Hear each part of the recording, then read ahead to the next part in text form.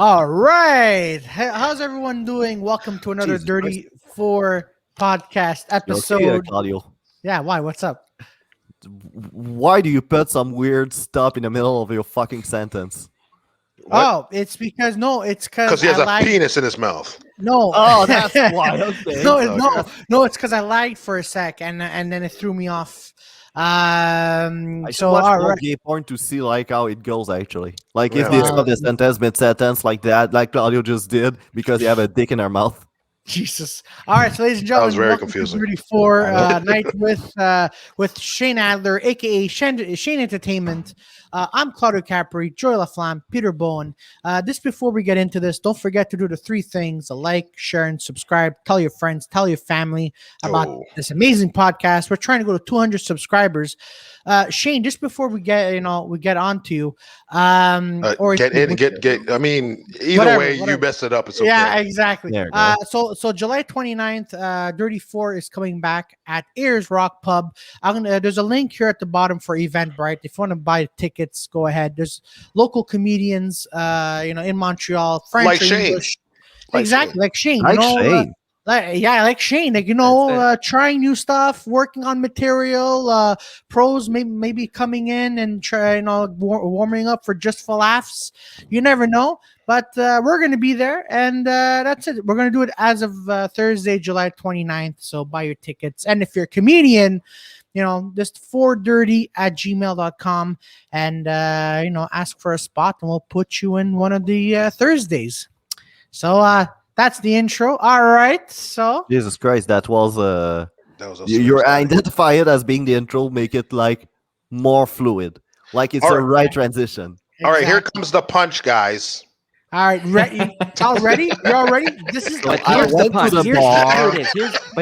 But here's where it actually gets funny, okay? Now, it's a joke, right? It's a joke.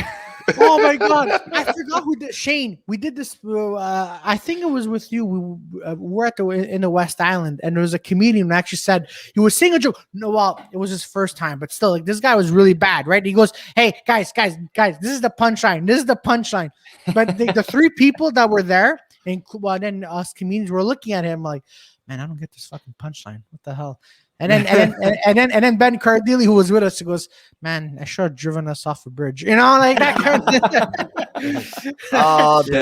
Ben. So overdramatic all the time. Oh, Yeah. man. I want to throw myself down a bridge and bring that guy with me. He says that a lot. Oh, man. Oh, my man. But just before we talked. We already started.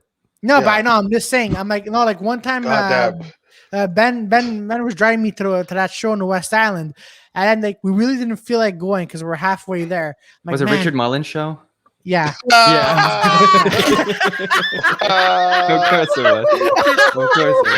I'm sure. Like, we're trying not to name names, and Shaine didn't even hesitate. He goes, "Man, was it Richard Mullen?" Oh man, that was because good. you might have told a story like 50 times. We love Richard Mullen, though. Come on. We love Richard Mullen. He's a good guy. Yeah, We like his 45-minute sets. And I heard that he had, I don't know if anyone in the comedy community, but this is going around, he actually has a documentary about his life, like kind of a biography.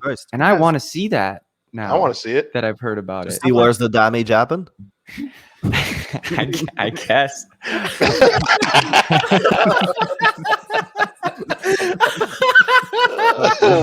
What happened? His childhood, so that happened. Oh man.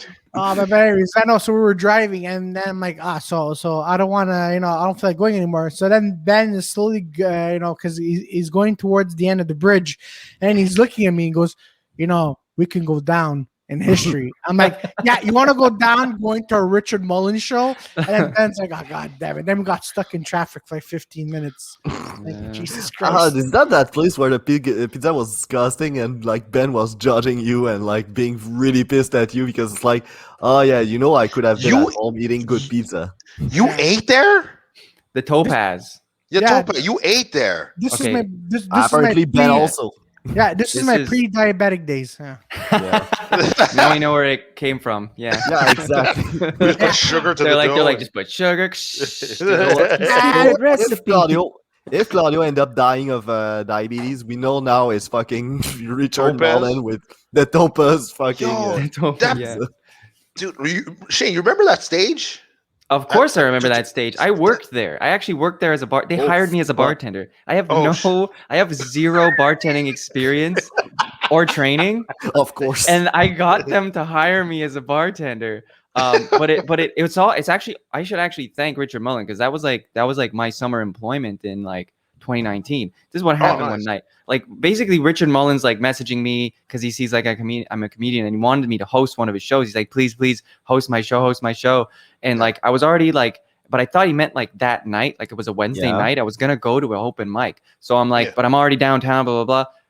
But then he keeps like trying to sell me on it. He's trying to convince me. He's like, no, please, like, come on, like I'll pay you and it's fine. And like, well, you can host the show and it'll be great. And I was like, okay, but I'm already downtown at an open mic, like I can't. And then so I was like, okay, I'm fine, I'm coming. So I literally went, and he gave me the address. So I went to Topaz like that night, and I ditched like the open mic. And then like I get there. I get there, there's no show. I message him. I'm like, I'm here. What's up, buddy? And he was like, oh no, I meant in like 3 weeks. Oh, that's fucking interesting. What a fuck! I was like, wow. This guy's so unclear. You did your fucking open mic to go. Yeah. He probably just popped an oxy, and he was like, like I don't know. He gets pain pills, so So that like makes sense. Yeah. But then since I was already there, I just grabbed the beer at the bar, talked to the barmaid, and I just got this like weird notion. I was like, you know what? Maybe I could get a job here. I've never done bartending. It would be great if I could get a bartending job with no bartending experience. And you look at that place and you were like, of course they employ like an experienced bartender. Yeah.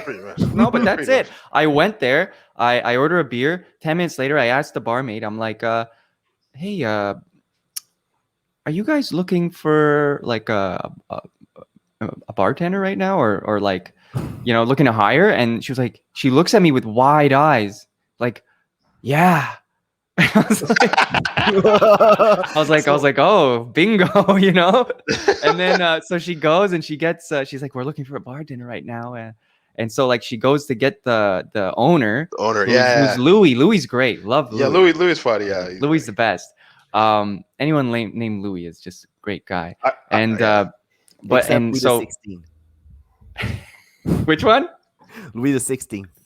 Louis the 16th. I haven't done too much of the history research on that particular one, but I'm gonna give you a hint. All right, he started his reign at 5'11" and ended up like at 5'6". Oh yeah, he got his head. Yeah, there you go. He got beheaded. There you go. Oh, but that's most of medieval history. That's just exactly. No. That was pretty much one of the last one of them of the kings. Oh, nice. That's French beautiful. Revolution. That was Louis the 16th. Like, never again. Yeah. So, anyways, Louis came out. He sees me. He's like, you know, ask me all these questions. You know, thick Greek accent, and I'm not gonna do it. Should I? You can do what you want, man. You can do it. 34, man. You can do whatever. I'm not the one getting canceled if you do that. I mean, here's the thing, okay? In acting, you can basically do play any role or do any accent that you fit the ethnicity of. So I mean, I feel like there are pale enough, you know, Greeks that I can do like a Greek accent. Yeah. I thought you were Greek. So you thought I was Greek, eh? Yeah, oh, that's why you made the joke. Okay. All good. Well, yeah, no. He came and he was like, I'm not gonna do it now, but maybe later. But he was like, you know, and then he ended up hiring me. I gave my CV and stuff. Like eventually, I don't think I actually even gave a CV. I didn't give a CV or anything. And then eventually, by the end of the summer, like when I was working there, I was just really like, oh. And then the more the shows came. By the way, not the locals, but the regulars, they hated the show. They hated the comedy show. Yeah. So much. Yeah. So like less than half the audience that would be in the restaurant, like at the show, who would actually stay, hated it. Still, hated it. They're like, I'm just here for my beers and I'm a regular. Yeah. And like it was like a bad environment. It was like it was almost like an open mic the way. And Richard was just probably just, you know, kept convincing Louis to keep the show there, but they really didn't like it, the regulars. Yeah. And I did one of the shows too. Yeah, I did one of the shows, and I hosted one. I did the most material ever there. Like, so it got me good experience for stand-up, you know, and bartending. But like, did the most, right? I did the most experience, like the most material I'd ever done by hosting. But then another time I went up for when he had like his competition thing going on. Yeah. And that was a fucking travesty. That was horrible. It really When did you was. start hosting for Richard Show? How long have you been doing comedy by then? At that point, 2 Yeah. 2 years, 2 years, yeah. 2 years. Okay. I think I'm at the 4-year mark now. Started in 2017. Okay. Yeah. So summer of 2017, I started, and so I had been doing I hit the 2-year mark by the time I was hosting Richard Mullen Show and then bartending at Topaz. Did but you it didn't get bartending? What? Did you keep bartending? I kept bartending that summer, but like it kind of kept me away from stand up a bit. But because it's on evening, right? Yeah, it was like nights, and so I didn't have much time for anything. But whatever, I needed the money, and I went back to school because that's the thing. I did start 4 years ago in 2017 in stand up comedy, but like I've been away. Like it's kind of on and off because I've gone to school, then like sometimes had to work, then come back, and now I'm like pretty much committing myself like a lot more. So I'm trying to find as many shows as I can, you know. Yeah. So it's really happy that the Dirty Four mic's coming back. Really happy that all these shows are coming back, and you know the Nest is opening up. I think they're only half the week, but it's still they have Wednesday and I think Saturday? they're gonna open it. You know, they have the weekend also, but for the open mics, like only Wednesday is gonna be open for a short while, and then when it's gonna be worthwhile to have even more nights, they're gonna be opening like Monday and Tuesday. Yeah, it's perfect. But Shaine, so we're talking about that comedy competition. Oh man.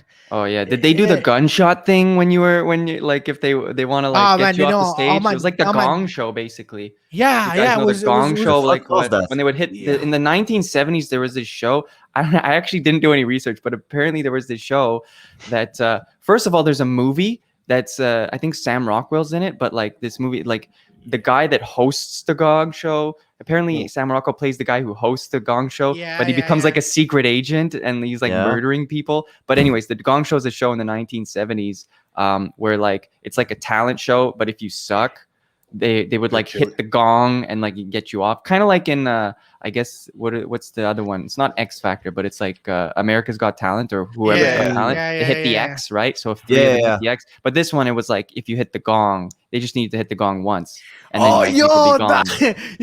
Okay. So did they have the gunshot when you were on with that with the competition show there? No, I forget what he called it. What did he call it? Because what I did is I'm like, listen, you tell a fucking guy who's taking care of the sound system to don't fucking put anything in between my set or else I'm gonna lash out on him. The first time I did it was 2 years ago. First time I did it, okay, after every joke, you hear the and not the from his controlling from the sound system. Literally, the audio guy, Paul Blanchett, would be like out loud, and he's funny. I'm like, yo, what the fuck is going on? Paul is But you know what? But it helped me because the people and let's be clear here. The first few times I did that show, not Topaz, but the other one in Ville Saint Laurent. It was busy. It was every second Saturday, like he would have a crowd, you know. I went to that one. Yeah, and then the more he was being deteriorating, the more people didn't want to go, and that's when people were talking about him because back then I was in school and I had 2 jobs, right? So I'm like I could only do comedy on the weekend, on the second weekend, and I was trying to get my foot into comedy, so I really didn't know the ropes. But then slowly as I was finishing my second job and only had 1 job and still going to school, I'm like, I was learning about comedy. And I'm like, man, everything this guy's telling me about comedy, I need to wake up. It's a lie. It's a lie. Yeah. But man, the first time, like all the comedians that were on, like, you hear that brrrr, or the gunshot, and then there's like that stupid one. I'm like, oh my god! Like, what is this? A horrible radio show? It was just, honestly, like hearing all of this, like every time that it's somebody booking a show, and it's like, it's gonna be like that 70s talk show. I'm gonna be like, go fuck yourself. I'm not doing this. Yeah. No, I don't think he even told people it was like that. That's why. Yeah, basically. Jesus Christ. He just like it's a competition. He would have people that sing. He would have people that did comedy, different things. Whoa! Hold on, Shaine. Sorry to cut you off. Yeah. What do you mean sing? You mean karaoke? That's just. I guess it was karaoke. Yeah. Self-glorified karaoke singers. Yeah, it was just, They were it was just talent contest. someone. Like I remember You're right. someone. I don't know if it was part of the competition, but someone was just like singing AC/DC, Yeah. but not in their own version. Like, look, if you're gonna do a karaoke song like from Yeah, AC/DC, put it in your own voice, right? Yeah. Everyone just But like if you're gonna- imitating Angus Young, you know? Yeah, they're imitating it. Like, oh, And No, by the end of no, the night, no. nobody can speak for weeks, No, which is a good not thing. that. No, Shaine, you actually did a good job, but someone's like, like, ugh. Oh shit! Okay, trying to be a parody way too much. God damn. Wow, No. it wasn't a parody. Hi He Peter, thought he we're was about good. to say something. No, I was gonna say that. Like, I remember once he was like, "You know what? Just for laughs, the Nasty Show's gonna play, but that's garbage. I know everybody on there is garbage. You should come to my show on Saturday." I was like, "Wait, what?" Oh boy, the balls on He this said guy. that to you? He said that to you? He said that to the crowd. He said that to Oh my anyone that was God. listening at. He's like, don't go to the so bad. nasty show. Don't go to endorsed, Show. advertised, tried, tested, and true shows. Come to Yeah. my show at the Show. Topaz. Oh man, no, Like no. before everything closed down, just to give you an idea, like the nasty show they were about to have as a special guest Andrew Dice Clay. So if you want to say that you're better than Andrew Dice Clay, be my fucking guest. No, but But that time, whatever come out of your mouths better be like fucking gold. yeah, but that time they had Bobby Lee. They had we got Andrew Schultz. They had the other guy. What's his name? Oh shit! Established comedian from New York coming to play here. Oh my god, must be horrible show. Hey. I was like, yeah, it was nuts. Yeah, no, I was so happy that my first set was at the Nest. Like I ever did was at the Nest because I think I did Richard's show third. Like I did Oh, the fuck. Nest, I did Nest, then I did Comedy Works, and then I did Richard's show. Oh boy, And okay. Because I remember Andrew's like, oh, you should come to the Andrew Cardassi at the time. You wouldn't do that now, but at the time he's like, oh, you should do Richard's show. And I'm like, all right, yeah, no problem. And I came down, I looked, and I was like, whoa, I was like, yo, this show is, what is up with this show, man? I'm like, what the And did fuck? you ask Andrew how many times he did that fucking show? No, it was Andrew, Claudio, and AC. Apparently, that's how they started. They just that was like their start into comedy. They just did that show. Topaz So- stuff. So no, it wasn't Topaz. It was in Saint Laurent at the time. It was like Yeah, another yeah. place. Okay. And so then I remember I was like, okay, I did it third. So then when that was my third show, and I went in there, and he's like, the sound guy was not there, but that means there was no mic. So I was like, what the fuck? Like, there's no mics. And then I was first. I was like, what the fuck am I gonna do? Like, Project with your voice. Use your diaphragm. Remember so your I'm- theater training. Robin Williams did it. Well, I never What? got theater teacher, but I'll do it anyway. Yeah. Pavarotti did it. Like I remember I did the set, and some people were laughing, and then I remember I was like, oh, this is it was not as bad as I thought it was. And I remember I think I asked like Claudio and Andrew, like, yo, how was it? Like, we didn't hear anything. I'm like, oh. It was just you mumbling to an audience. Yeah. I was like, oh. Oh, man. You Oh, can my hope that God, there's damn some people in the back of the room being like, "What did you say?" No, Wait, it wait, was- Ah! Yeah. Je peux pas t'en rire, câlisse. Yeah. Fuck all. But one thing I will give Richard though, he could break down a joke. Like he'll look at my joke and he'll just be like, "Dude, this is what you should do." Like he kind of introduced me to like making things familiar for the audience, which I actually Yeah. did like because Absolutely. he knows how to break it down. But for some reason, he doesn't like his jokes. I'm just like, God damn, bro, what happened, man? It's one But- of these guys that like can really teach really well how to do comedy, but cannot Yeah. do it themselves. No, there's a lot of Mm. fucking people like that. Yeah. Mm. Like that. But no, he was just like, yeah, like some stuff like I remember him saying, and then when I actually looked up other guys like Jerry Corley, like that, like Joke Doctor, and other guys that like Yeah. when they break down jokes on YouTube or on their own systems. Yeah. I'm like, oh shit! I'm like, Richard's actually not wrong. Like, he has Yeah. like the fundamentals down, which I'm like, okay, he's good with that. But Yeah, he'd But be a then when- good like stand-up coach and things like that. Yeah, yeah, like you, if you he see Joke li- Jerry Carly stuff and you're Help like, you right. okay, it's kind of average. yeah, he's average, but like, but the thing is, like maybe he doesn't have the best. Like, I'm not gonna say he doesn't have Yeah. the best joke or not. Like, I don't know his full jokes that he has down, but he'll look at your joke and then he'd be like, oh, okay, change this, and he's like, oh shit, yeah, okay, you're right. that You're will right. help to make it better.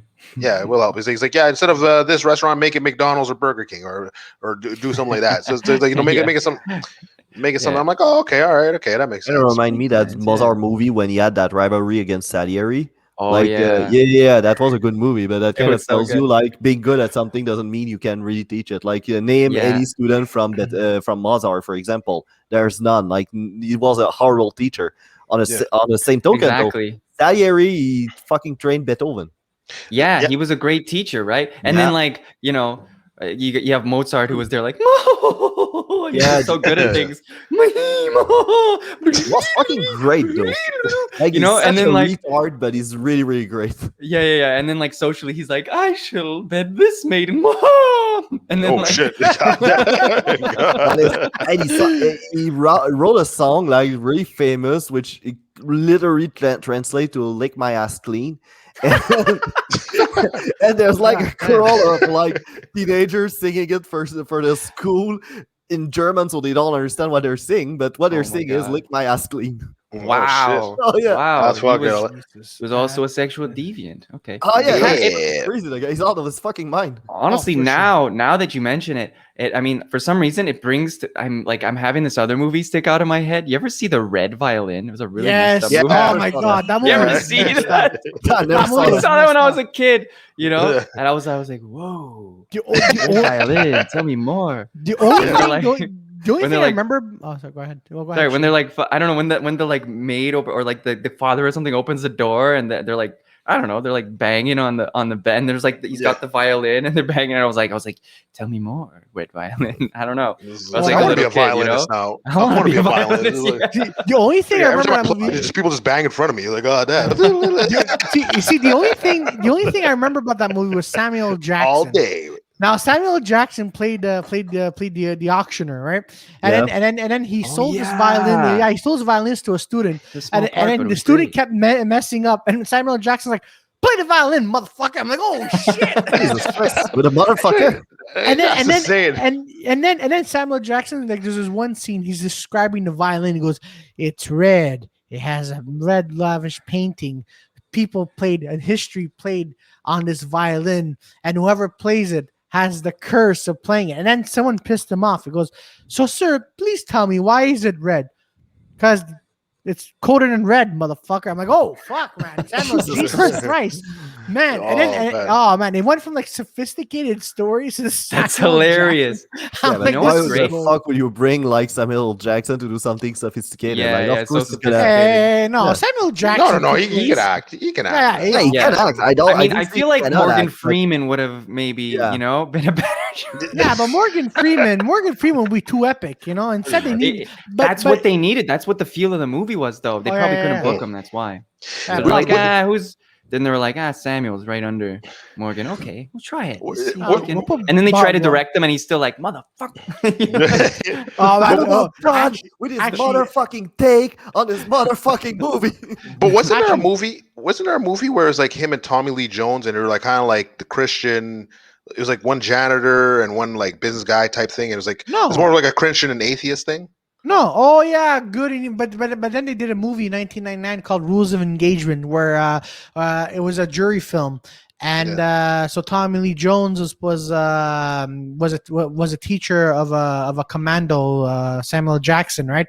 So Samuel Jackson had to get Ben Kingsley and the American consul out of Iraq, right? Yeah. And then there was like a miscommunication, right? I think someone in the team said, "Don't because they were on a rooftop, they had to leave the compound," but someone said, "Don't shoot the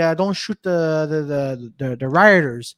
But then, because the communication got screwed up, they shoot the rioters, and Samuel Jackson shot every single one of them, and that was like a crime against humanity. And then, Samuel Jackson went on trial. So it was just about Tommy Lee Jones trying to defend Samuel Jackson. It was a really good movie. But the one you're talking about, Peter, is Good and Evil. It's like them sitting in a room. Was a HBO movie. In a room, that's it. There's like different ideologies, and then they're like, that was like an interesting movie. Because I was like, oh shit, I think it was like 30. It wasn't that long. I think it was like 30 or 40 minutes. I think it was. Oh yeah, it was like an hour and a half because it was based off a play. That's why. Oh, okay. There you go. So speaking of plays, Samuel Jackson actually got his start in theater. That's something I didn't actually know. That's true. Yeah. He got his start in theater and only really made it to film and got like famous, quote unquote famous, because he was doing theater. He was doing good theater before that. But around 40 or late 30s, he was famous with the Pulp Fiction and stuff like that. Yeah, that's true. That's true. But Shaine, so speaking of acting, so you do acting as well, right? Yeah. Yeah. So what got you into got you into acting and Well, it's interesting because like I actually started my acting training very shortly after I started stand-up. I started stand-up summer of 2017, and then September 2017 I started John Abbott theater training, theater acting training, and then I didn't really like Abbott that much. They were very like cliquey. They were like a certain like type of person. But I mean, like it's theater, right? But the thing is, like I was like, no, I think it's the Abbott environment. Went to Dawson, totally. It was actually totally different. I went to Dawson and I found it was like. I don't know. I just like I made like small modifications because I was like, I'm not gonna do this again, and I'm not gonna be like upset like if people don't like me. I just didn't care. Everyone loved me across 3 years of students. Everyone loved me. So I was like, when you're not doing everything you need to do to be loved, like people love you naturally. Exactly. Imagine that, right? Like I would walk up to people, like actors can be like really like egotistical. I would like walk up to those like egotistical guys and like, or people, just like, women too. Like, like, like they have like these egos and these like personas that they try to uphold. And some of them like, they have like these auras of like, oh, I'm intimidating or I'm scary. No one talks to me. And so I would talk to those people. I would like talk to those people. Because like it's just an illusion. 90% of the time, all these things is an illusion. So I would like just go. I would talk to people. I'd be like bold and like just make jokes. And before long, I was like known across 3 years of people, and they loved me. So so I've been doing the acting training there since 2018. The thing is, this is what's interesting. I actually I ended up failing one thing because I had like a part-time job. So I had to like start over with a new group in 2019. So I was with a new group for 2019, but they saw how many people liked me, and because of that, they didn't like me. Like the group that I was with, and I asked to be switched groups because the other group like didn't like me at first, but then they were fine with me. I asked to switch groups, and the management of the the directors and stuff, they're like no, like we need you like for the casting, like we can't change it. I was like, no, please, they're psychos. Like they're like it's funny because Sugar Sammy was talking about that generate at the show that like on the 23rd, he's talking about that new generation of young kids. They're like 18, they're like under 20, but like pretty much when they're like the 18, 19-year-olds right now, they're pretty much, a lot of them are like exactly like you said, triggered by everything, offended by everything. And I was like I was saying things, and I'm telling you guys, like I can really be like a degenerate, right? But I was saying like not bad things, and they were like being like, oh, nothing, you were talking about sometimes that. I would talk about self-development, right? Like how I got out of my crap, right? Exposure therapy, let's say. They'd be like triggered by that. The fact that I don't know, say different things. Like I did an impression of Russell Brand in our voiceover class, right? We would like for voice acting, like you're supposed to do different voices and stuff. The teacher I literally had a list, and we're all in Zoom calls, right? It's during COVID. So they're going nuts. Like we're all going nuts, but so maybe that's half of the thing that's attributed to it. But so one of the people to sound like one of them was Wanda Sykes, right? One of them was Morgan Freeman, right? So first of all, you've got like some white people doing like trying to do like a Morgan Freeman impression, and it's like, okay, shouldn't that be offensive? I do a Russell Brand impression. They are all offended. What? Because I do a Cockney accent. I say the word heroin, sex addict, drug addict, and not really like that. Those are the 3 words that I said. The class representative messages me and is like, sorry, I'm just fastening this thing. But the class representative messages me after and is like, that was really unacceptable. Please don't talk about your personal life in class. And it was really upsetting and triggering for all of us in the class. You should have told me like, I'm acting. Like, I was literally saying things in like a kind of a recycled version of what I've already heard Russell Brand say. I was like, what was I? I was like, I did the Cockney accent. I was like, I'm somewhat of a spiritual person, right? It's not like that. Like I did like better because I had spent a little time like analyzing his voice and his accent and everything. And I was like, I'm some little bit of, it came out of a lot of like, I was addicted to heroin for a little. I was, I've recovered from drug addiction and sex addiction. I still, like the sex a little, but at least I've recovered from, the heroin and things like that. And so I said like those words, and they were like, "Oh, 3 words that are bad on the list." You know, screw that. You should be like, you know what? No, I only do meth addicts. Okay, that's all I do. I just fucking. Oh my god, that's it. Like, I don't know how they could be so upset addicts. and triggered by that. And here's the thing: they were trying so hard to like get the teachers to do something about me, but like the teachers never said anything to me because the teachers knew I wasn't doing anything wrong. The teachers were like flabbergasted, like, "You're not doing anything wrong, dude." We had like this like meeting at the end of the year. It was like a mediation with like literally like the dean came in for it and everything. Like it was on a Zoom call, and like they were all just fucking like complaining about me, and they were like, "Oh, he talks too much," and he's like, I'm like, "You guys don't talk at all. Like I don't." They're like, he talks too much and he contributes things to discussions that have nothing to do with the discussion. But like the teachers never said anything to me. So like, I don't think I did anything wrong. I think I do contribute to like class discussions, like group you equally have and in a normal. I had like the group that I had before them loved me and everyone else loved me. But then, I go with these guys.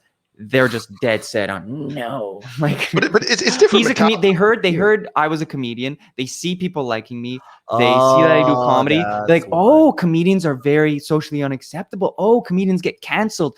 Oh, comedians are socially like you know what I mean? Like they're part of." So they were dead cancel set to hate culture. your balls just because you think they hated your balls just because you were a comedian. Yeah, basically. That's some sort of racism just there. Oh yeah, there's definitely prejudice. It's also because I'm a straight white male, though. They have this. That makes sense. That's true. That's true. You're a breeder? Oh, you fucking breed. Get the fuck out of here, man. No, where the booger are, you fucking disgusting pig. Oh man, exactly. Everything. It's weird. It's because it's a weird age, and it's funny that you're like in school with like an age of like people trying to like. They're like, "Oh no, you got to follow a certain way," which is weird. It's like you're growing up with like a cult mind, like cult. Oh yeah, they have certain. They have certain brainwashing that's happening, and I don't know if it's the school system or just maybe social media that's leading towards that. But it's like it's very very liberal. Not that it's bad to be liberal, but like the liberal side of things tends to be like. Very much like I don't know. There's so many things that are unacceptable. You shouldn't do this. You shouldn't do that. You can't say this anymore. Like even the most minor things are like taboo now, and it's like people won't even talk about them. They literally won't even have discussions about them anymore. Like you'll say like a word that's literally like I'm not talking about like the word the R word retard or anything like that. It's not even those words. It's like very very not even that word like I'm saying, I never even said like ridiculous nothing out there, crazy, offensive things that I thought were offensive, but very subtle things and concepts now are apparently they're taboo. You don't talk about them. So what it's creating now is social division where people won't even talk about what they think or their beliefs or things that offended them. They won't even talk about it. They'll just make assumptions, broad black or white assumptions based off of things you said. Oh, that one time you said self-development was about looking at yourself. Well, you're wrong because I was traumatized and blah, blah, blah. Like they won't say that. They'll be like, they'll just be like, well, he's a bigot and a racist and a hypocrite and I'm never talking to him again. And I'm gonna tell. They'll assume all those things from one little thing. Like, oh, he said heroin once. He's a racist, a hypocrite, a bigot, and all. They'll throw the kitchen sink at you in their mind and never talk to you. And it doesn't make sense. Calling you a racist for saying heroin, for example, that fucking makes them racist. Because why you associate heroin with like other group? I don't know if that's what they like, but they definitely thought something like that. I don't know if they thought I was racist, but they definitely thought I was something because I said the word. They said I was a troubled person. They're like, you're a troubled person, and please don't talk about your personal experiences in class. And I was like, I wasn't talking about my personal experiences. Sometimes I would, though. Sometimes I would, where I said I overcame anxiety by things that helped me were like meditation, right? One thing. But we teach meditation in the acting program. We teach like meditation's should be part of your practice and things like that. But that's self-development. That's self-development. Like okay, everyone's fucked up. It's okay. What is? They're not there yet. They're not at that point of everyone's fucked up. They don't think everyone's fucked up. You're telling me, I guess because they're so young, they may not. Yeah, they won't know. They haven't seen shit. Yeah, there's that. They haven't seen anything. That's what it was. It's kind of fucking weird that a group of people that claim to be empathic, they see like, for example, let's say that actually happened to you. You were old, you were an addict or whatever the fuck, right? and you talk about your experience, it's like, yeah, it's triggering. Don't talk to us about it. Yeah, but I had that. That makes me feel well about what happened. Yeah, but we don't want to hear about it.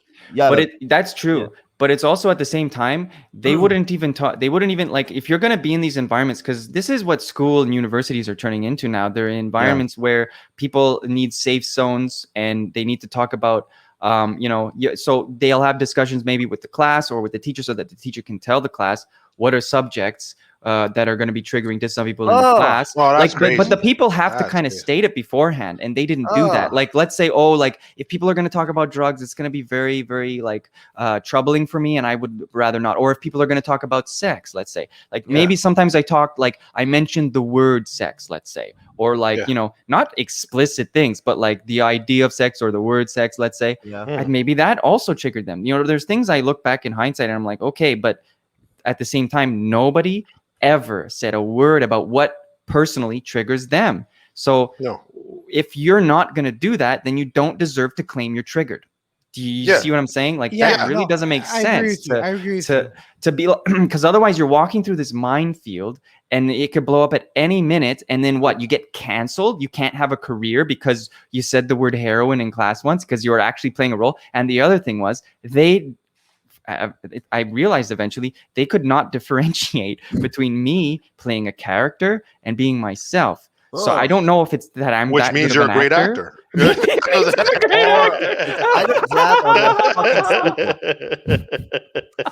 Jesus. But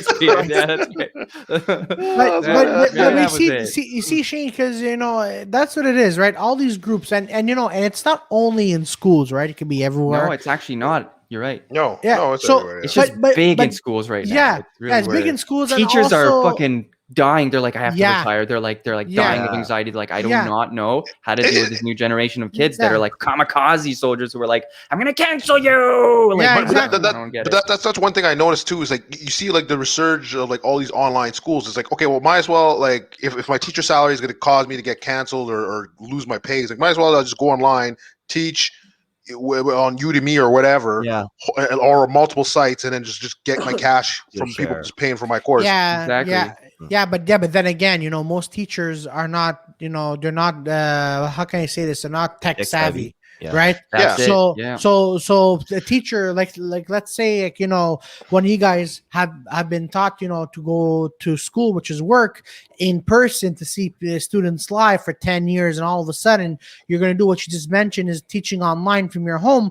It's going to be difficult, right? Because not everybody knows how to use StreamYard or Zoom, right? Not everyone knows how to use Facebook Live, right? But we didn't know. We figured that out though. Yeah, exactly. Yeah, it's a learning process. Yeah, you don't need to know how to fucking code to use StreamYard. It's for dumbass that don't know how to use that shit. But I'm saying I used it, right? I had a problem for like 5 minutes before we got in here. Anybody can use it. But I used it before, but like it's because my computer has like so many contraptions on it. I used it on my laptop before. Anyway, it's easy, pretty easy. Yeah. No, but what I'm saying is that, it may be easy, but people are not gonna like it. Older generations, they're less apt to try new things. Like my mom still learning her smartphone that she got 4 years ago. Still like, how do I do this? And I'm like, Mom, like stop playing the role of an idiot. Like stop, like some people have like this victim mentality about things, like especially older generation. I'm not tech savvy. I just can't. You have to show me. What do I do? You push the buttons. What do I do? Oh, I showed you 10 times. Like, why do you keep pretending like you don't know when I showed you? Acting like a 4-year-old with a temper tantrum. Yeah, but they just want to learn. Exactly. That's what you say, Joey? What you say, Joey? Yeah, but basically, like whatever you do with your phone or computer, it won't blow in your fucking face. So you're not risking anything. So you shut the fuck up. You calm the fuck down. You check that thing. If you do something wrong, it will fucking tell you, and then you have Google to figure that shit out. Yeah, exactly. Yeah, because I'm looking at like you're saying like the nice things, like you're talking about motivation and shit like that, and people. Oh yeah, I'm like me. I'm like, what? Like, dude, I see some of these teachers, like these hot teachers banging students. I'm like, what? Where were these teachers when I was in school? Man, I would be banging. I know. Fuck. Are you serious? I would shut my mouth. I wouldn't tell nobody. Yeah, exactly. There's a story in Shaine. Yeah. Oh, sorry. I went to there was a story. These guys know it. A teacher in Texas, she paid her student $28,000 hush money. and he gets to bang this teacher. So you get to bang this teacher. You get 26 grand. So also she probably made a separate account. So now that's like pure PlayStations. And this guy's still ratted. I'm like, how are you still pure ratting PlayStations? Yeah, because probably I don't know. Probably like his parents probably knew, and his parents probably like manipulated him to tell. Or yeah, that too. But but still, they're like with a puppet, like, where did she touch you, Johnny? Like, honestly, in the background, like, yeah, where did she touch you? Yeah. Honestly, having been the parent of the kid, like if that was it's one of those fucked up thing with our society. It's like an adult fucking a kid has a different connotation depending of the sex of the adult. Oh yeah, definitely. Yeah. Definitely, so if it was one of my kid getting fucked by a adult woman, after I'm done giving him a high five and praising him and whatever, I'll be like, hey, maybe you can squeeze a couple of thousand more. Yeah, no, I'd be like, if it's my daughter, I'd be like, yeah, you're going to kick the guy's ass. But if it's my son, I'll be like, yo, okay, wait, what you doing? Is she down for like freaking father and son, man? Oh, you get out of the way. The father's coming in, man. The father's coming in, man. You get out of the way, son. Yeah, but then teach you, you're like, but then after that, if you have like a girlfriend or wife, and then your girlfriend or wife would get mad, you'll go to your son, and go, son, after come and see me, man, because that was some cool shit. Yeah, I know what you did was really horrifying. You don't tell the wife. Really bad. Go to your room. Go to your room. By the way, give me some lessons, because I haven't banged my wife in like years, son. Come on. What? I'm not gonna get lessons. I'm gonna be like, yo, what's this teacher saying? That's what. That's it. So, son, what type of pillow talk you doing? So, son, here, go to your room, write down everything that the teacher taught you, and give it back to me after I come see you. All right, go to your fucking room. Yeah. No, you just tell me, yo, listen, teacher, I know what's going down. So now, Or can you just imagine? I'm joking. Or just imagine, right? Like your wife or girlfriend found out, right? And then you turn to your wife or girlfriend and goes, see? His teacher's doing everything that you did before I said I do to you. Fuck.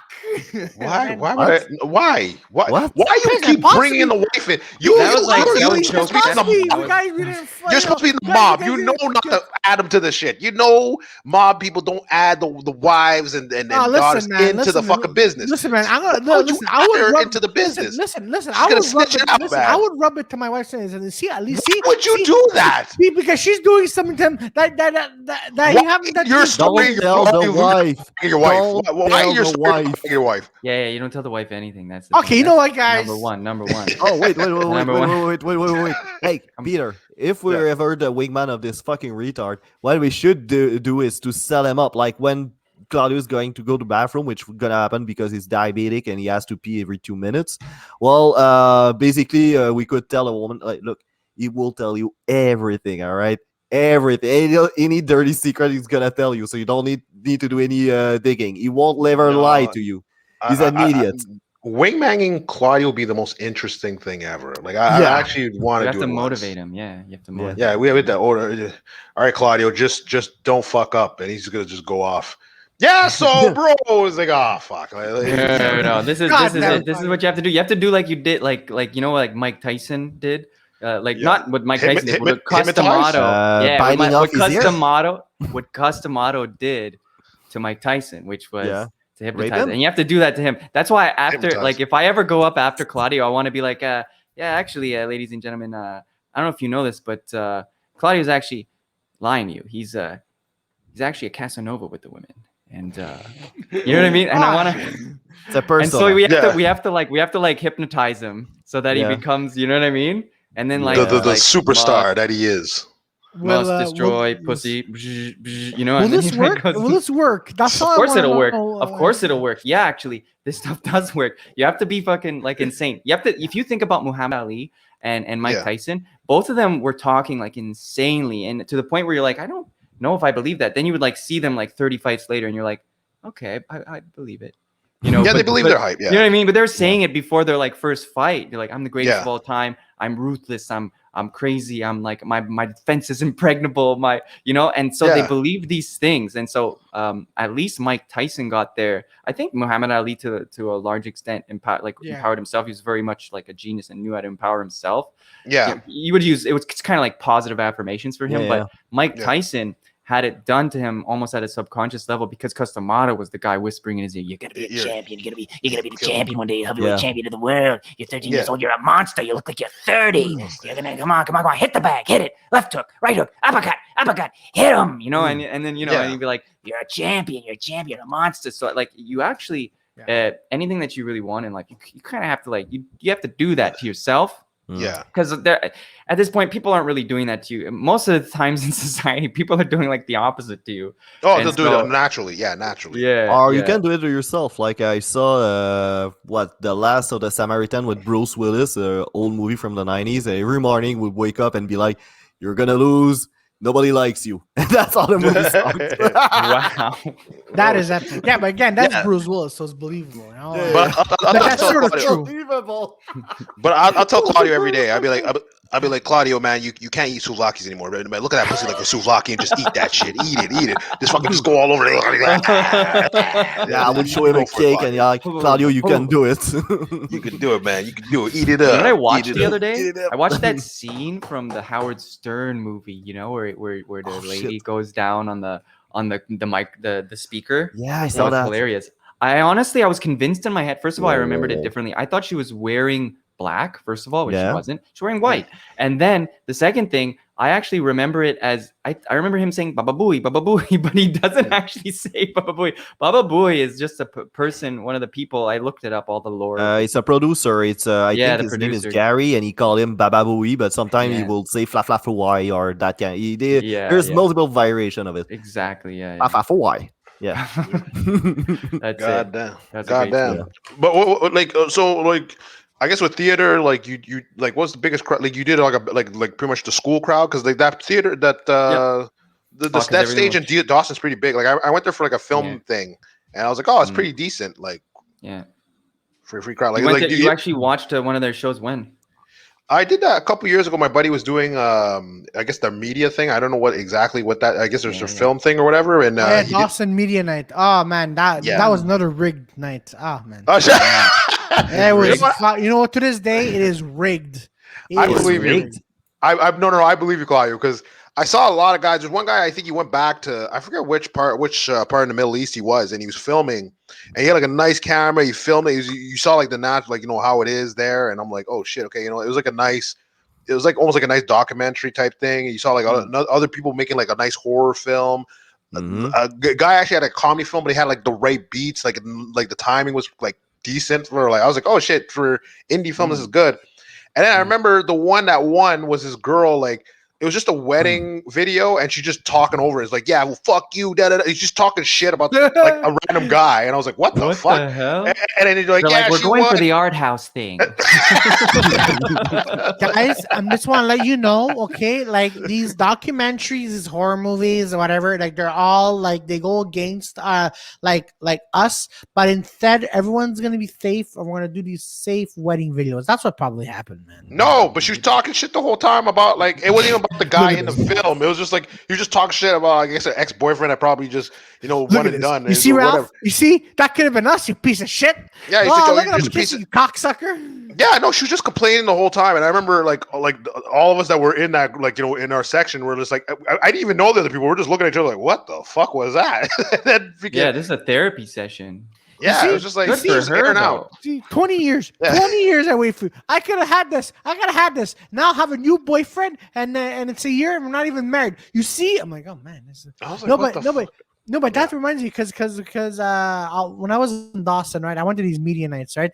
The first and I entered 2 films. Okay, the first film, we did it really nice. The camera work was really good. All right, but we had nothing to do with lighting. Okay. We won that film for best lighting. We didn't use no lighting. Oh, they rigged it. Okay. Yeah, and then the second time. Then the second film. So who'd you talk to? I have no idea. I don't remember. The second film I did one. I forgot what it was. It was a really stupid movie. Eating toast? No. It wasn't that. But whatever. So, but I'm like my camera work was not at par, right? My camera work was like this quick editing and stuff, and then like all the acting was bad, and I won for best actor, and I'm like, the fuck? No one really spoke in this movie. And then like everyone's clapping at me, and then I went to go get the shitty award that I lost the next day. And then I'm like, I don't remember myself talking in this movie, but damn right, all right, I got this award. You know, Claudio, you're an amazing person. You won both awards, and you're like, it's rigged. It's rigged. Fuck. No. Yeah, but it kind of makes sense. He's like the film where they use no lighting wins best lighting. Yeah. And the film, like I do understand judging yourself when you act. You're like, it's really bad acting, and then you win best actor. Like that's what I was saying. That, but maybe your acting was better than all the others. Maybe theirs was shittier. Do you think theirs was better? I was walking in a park for 2 minutes. So imagine how bad the other ones were. You're right. What the hell do I remember? The guy's like shitting. He has like a stone face. Like, oh man, it was right now. And they have to put subtitles just so you know he's shitting. Oh man, but you know what? Those media nights were great because you get to see all the people who are not successful, and then like to this day, they all quit. They're like, really boost your confidence, you know? Exactly.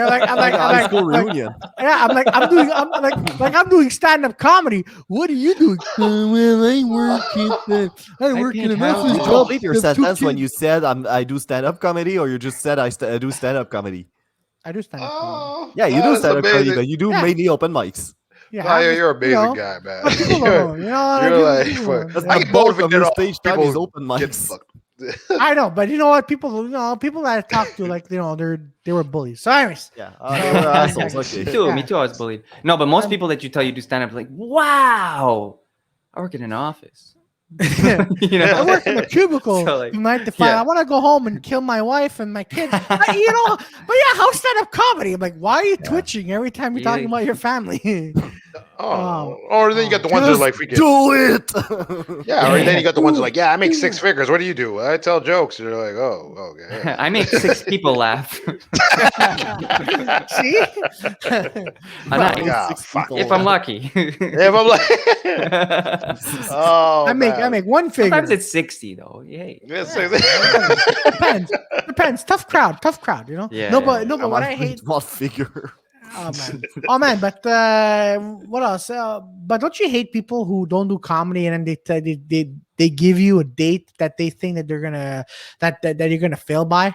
You know, Shaine, did you ever get this? It's like, that's just one of those statements. Yeah. Listen. If you're not famous by 3 years from now, I would just quit. Just come work at my office where we pay you minimum wage. Yeah, that makes sense. That makes sense. You have lack of will that make me feel so much better with me. I'm the owner. You are the employee. Okay. There it is. All right. Here's my card. Listen, you're the master of your own cubicle. Don't go to LA. Forget it. No, come to my office. 8-hour shifts, 15-minute breaks. You're the master of your own cubicle. Look at this. Look at this power you have. Look at this. You get a stapler. There you go. Stapler, a pencil, a pen, a bottle of water every day. 1 bottle of water. No more than that, because there we are on a budget. Christ. No. Shaine, you get a glass, but you got to return it to the break room after. Shaine, you have to say the bottle of water like you really upset. You got one bottle of water. One, because we're on a fucking budget. Yeah. Come here, screw everything. One bottle of water, and then you get your own stapler because someone here fucks up. Yeah. That's just you only get 1 because not like Clarence who took 3 the other day, cutting into my budget. Shit, fucking whore. Clarence is a fucking No, but you know what? Yeah, Shaine, no, you're right. Because like, it's funny. I remember one time I was telling my buddy, "Oh, you're doing comedy," and like I said, it could be different for every. Like, it's different crowds, different, and you know, people be like, "Oh, dude, you're not as funny as Dave Chappelle. Like, why do you think you're gonna?" I'm like, "Bro, that's the comparison." Yeah. I don't know. Dave Chappelle started young, and grew up quickly, but like he was, exactly. And so by the time he was 18, he already was like on JFL and stuff. Yeah. In 4 years, you're right. I should be, but don't measure yourself like that. The people, people say, "Oh, blah blah blah," do 10 years in the industry, but like it takes different amounts of time. Yeah, exactly. Like Trevor Noah took him like 6 years. Where it's just like, so it took him 6 years. Kevin Hart, like, he pretty much did acting and comedy, so like that kind of like both things boosted at the same time. So it's like, shit. So like I said, it's different for everybody. Like someone could leave flop, someone could like start like you know after like ahead, like, you know, after me, and then like like way ahead of me right now. Like who knows? Like yeah. That's depends why you on what can't follow other people's like timelines. And also, Yeah. you mentioned something interesting. How like Kevin Hart. I also like Jamie Lee Curtis, who sings, stand up and acting, and he did all those things, and that's Jamie kind Foxx, of like you what mean? I'm. Jamie Foxx, sorry, not Yeah, Jamie sorry, Lee yeah, Curtis. Foxx. Jamie Damn Foxx. it, Sorry. Shane. Wow, Jamie two different Foxx. Yeah. people here, huh? Whoa, I don't know who right? Jamie Lee Curtis is anyway. Wow. But Yeah, I'm talking do about the Jamie name. Foxx because, like, Yeah. that's why I try to keep like versatile to at least stand up and acting and like Not even the right different- sex and the right race. Oh, Like, Jamie Lee she's Curtis a white is a lady. woman. She's a white lady. white woman. Wow. Oh my You're god. racist. that's- Look at that. Yeah, but You're if you can Hey, believe it, t'es Jamie Lee raciste, Curtis. tabarnak. You know what's crazy? Jamie Lee Curtis was actually like the sex icon of like the 80s when she was doing that like Get with the fuck like out, I'm Oh, gonna with the yeah, titty, everyone, with the everyone, fucking- yeah, that's with the workouts, with the Oh, and I then thought like you- and like oh. her and Oh, really? John what's his Was that Travolta. Body Break? No. they're like there doing the workouts and they're like looking at each other like Oh yeah. and they're like moving their pelvises like back and forward and back and they're like Wasn't they're that like shit just weird? staring at each other because she's like Ugh. the instructor or something and he's there it's John Travolta and he's there he's like Yeah, wasn't that shit weird back in the day? They used to do those like It is all those- weird. all those that's why exercises. people go to like these in-person like workout things now in these classes and that's why to this day people are weirded out by those classes because like everyone like still watches those movies and they're like looking at each other in the eyes like that weird guy in the room who's like Can I tell know. you something creepy? I remember Yeah, of I course. did a school, I did an entrepreneur school, but like it actually gave you credits to do like John Molson. So it's like a little stupid like whatever, so side course you pay $60 and they teach you. They're like, yeah, go to the library and fucking if you pass this, we'll give you $1,000 and whatever. What? It's like a governmental. $1,000. That's pretty They good. give you $1,000 for passing the course. Yeah, it's like 2,000, but like 1,000 goes to the government like automatically type thing. Yeah, Ah, it's like okay, yeah, so you get 1,000. Okay. yeah, so you get 1,000, but it was one of those side courses that you could just. I remember I looked on Kijiji, I was like, "What the fuck is that?" And I was like, "Oh fuck it, I'll just do it." So but I learned about I learned from other people other than that. Like that class was like we had like a French teacher anyway. So I remember I was like, "Oh, I needed to get like a thing from the school for my taxes." I was like, "Yeah, okay, yeah, for no problem." So I go, but I didn't know like they rented the place. So I Yeah. go there and then like all the chairs are up and I'm like, there's nobody there. Well, I thought there was nobody there. So I look, I'm like, what the fuck? There's no one in the office. What the fuck is going on here? And there's nobody there, but I'm hearing somebody. I'm like, what the fuck is going on? So I'm like, all right, I'm checking the classes. I'm like, okay. Then I opened my original class. And I was like, okay, fuck it. I opened the door and all the blinds were shut, but it was a bunch of people just doing yoga in the dark. Fucking like they're all like freaking like their legs are like behind their freaking and then they all look at me at the same time. I'm like, fuck this, and I just shut the door. I was like, what? That's why people No, think no, that it's yoga really is funny. demonic, right? Is They're there all like actually contorted. Is there actually people that think that yoga is demonic? I swear, like Christians and there are Catholics, people, yeah. they're like, don't do stretches, it's demonic. Don't say it's the oh meditation. because it's Christ. demonic. No, it's the meditation. Don't- They're saying like you connecting to like other, Yeah, exactly. but that goes into the flat earther thing. So it's like Yeah. it's Kinda all does. like It does. Yeah. yeah. They're like, oh, because of that one quote in the Bible, the angel cloaked as light. It's Satan. It's Satan. Everything that like they don't know, they're like, it's Satan. Ah. Yeah, they Get did away that from me. with Don't- Dungeon and Dragon. Like Dungeon and Did they? Dragon, that was considered as a Oh, satanic yeah. thing. Yeah, during That's the true. satanic That's panic. probably- Yeah, That's probably where the idea for Stranger Things came from. Because like, pretty much. yeah. Yeah, they were Yeah. playing D&D. Yeah. Well, that's it. I mean, people think like stuff in Hollywood is like demonic. Like, oh shit, most of these actors are either like the possessed or the robots or wherever the fuck it is. Yeah. But it's funny because like some of these churches, like because I remember my mom used to tell me, my mom was like really deep like Christian. Like I'll believe in it, but like not to the extent that she's like she's like. I'm like, okay, decipher what they're trying to say to like what's going on now. Where she's like, nah, everything in it is exactly word for word. It's like, okay, exactly. well, Yeah. No. I never was like that. So then I remember she used to tell me about these churches. Like, oh, these people are coming down and they're flying. I'm like, what the fuck is she talking about? What do you mean? What do you And mean? then I see this. Then I see these LA churches. And I'm like, oh, this is the shit. I'm like, oh man, your friend's a moron, mama. These guys like on zip cords, and they're like praying, but they're like coming on zip cords down in the church. I'm like, what the fuck is this, man? Gimmicky. That's some like gimmicky, like televangelist shit. Exactly. Used to work with an Asian, like an Asian lady. She was a cashier where I worked, and that was the stupidest shit ever. Like I would say, well, I have 2 cats, and sometimes I sleep with them. Not fuck them, but just like they come with me and we sleep. Okay. So you would say that? I sleep with my cats. I mean, like I don't fuck them, but like they sleep next to me. Yeah, there you go. Fuck them or anything, though. Exactly. Not like those other guys. that was really important to say that I don't fuck them because I make a lot of pedophile jokes. So okay, yeah. What does that have to do with fucking cats? Pedophile, fuck cats are like children. Cats are your children when you have cats. They're like there you go. Oh, so but basically what she would tell me, it's like, no, I don't like animals. I'm like, why? It's like, I don't know. They're fucking stupid. Everything. I'm like, okay, it's kind of dumb. And she would tell me the only animal that's best friend of the mankind is the snake. And I'm like, what? Why do you think that? It's like it's the only animal that talks to human. I'm like, oh shit. Okay, you're fucking ahead. What the fuck happened? Like what? Yeah, it's just like that's a snake. That's a snake that gave an apple to Adam and Eve. So since that snakes talk, all the snakes talk. I think I don't know how it works in our head, but already there it's kind of faulty because like voodoo. She's probably into voodoo. Oh, really? Yeah, probably into voodoo. Yeah, because like I met one dude, African dude. He's like, dude, you want to see some voodoo? Like I saw him like a class Cartier. The fuck no. I was like, oh my god, Cartier had some Cartier. You know, where did he bring you though? Like at the bus shelter, or like by the back, or like where did he bring you? No. We're in class. We're in class, and he's just like, oh dude, like you give me a piece of your hair, I'll show you something. I'm like, you could eat ass. My hair? No, nothing to do with my biological. Don't give him your hair. Like what the hell? Oh no, I was like, nah. Cartier was funny. Are you sure I can make cancer happen on you? Like, please, it's like what? Why would I want that? It's really cool. It's like a big bump. It gets bigger, and then Uncle died of cancer. It's not cool at all. It sucks. And then it talks to you, but you fuck cats after. That's the problem. As long as you fuck cats, right? Yeah. I kind of want to talk about, for some reason, you brought to mind a while ago your first set.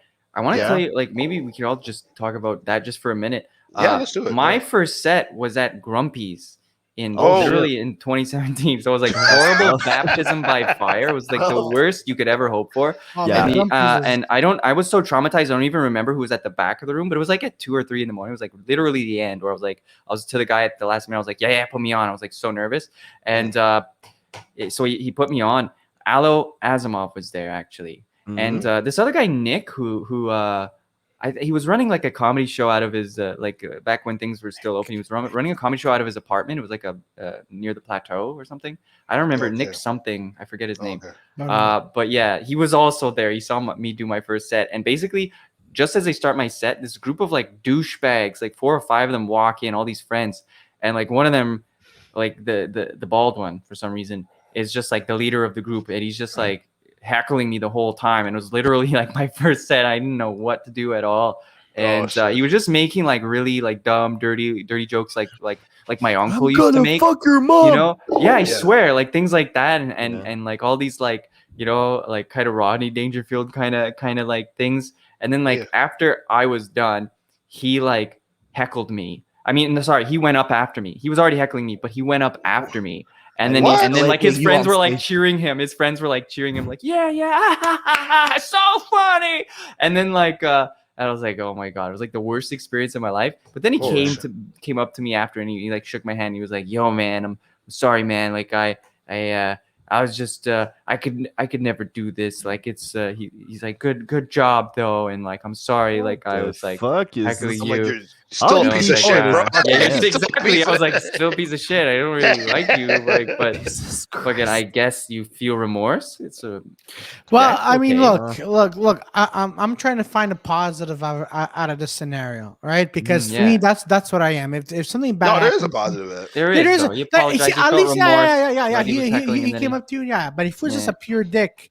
Like Peter, what was that night that you were? I think you were at Grumpy's, and someone came and then someone ruined your set, took over. I mean, they just took over. No, like to finish the like Shaine's thing though, I was like, I actually like that because it's like that's your first set. you're getting heckled and you're like, nah, I want to do it again. That's freaking cool. Exactly. Because so if you can it was baptism by fire. So if you can like have that bad of an experience and then still want to do it, which I really did. Then it's something I could stick with.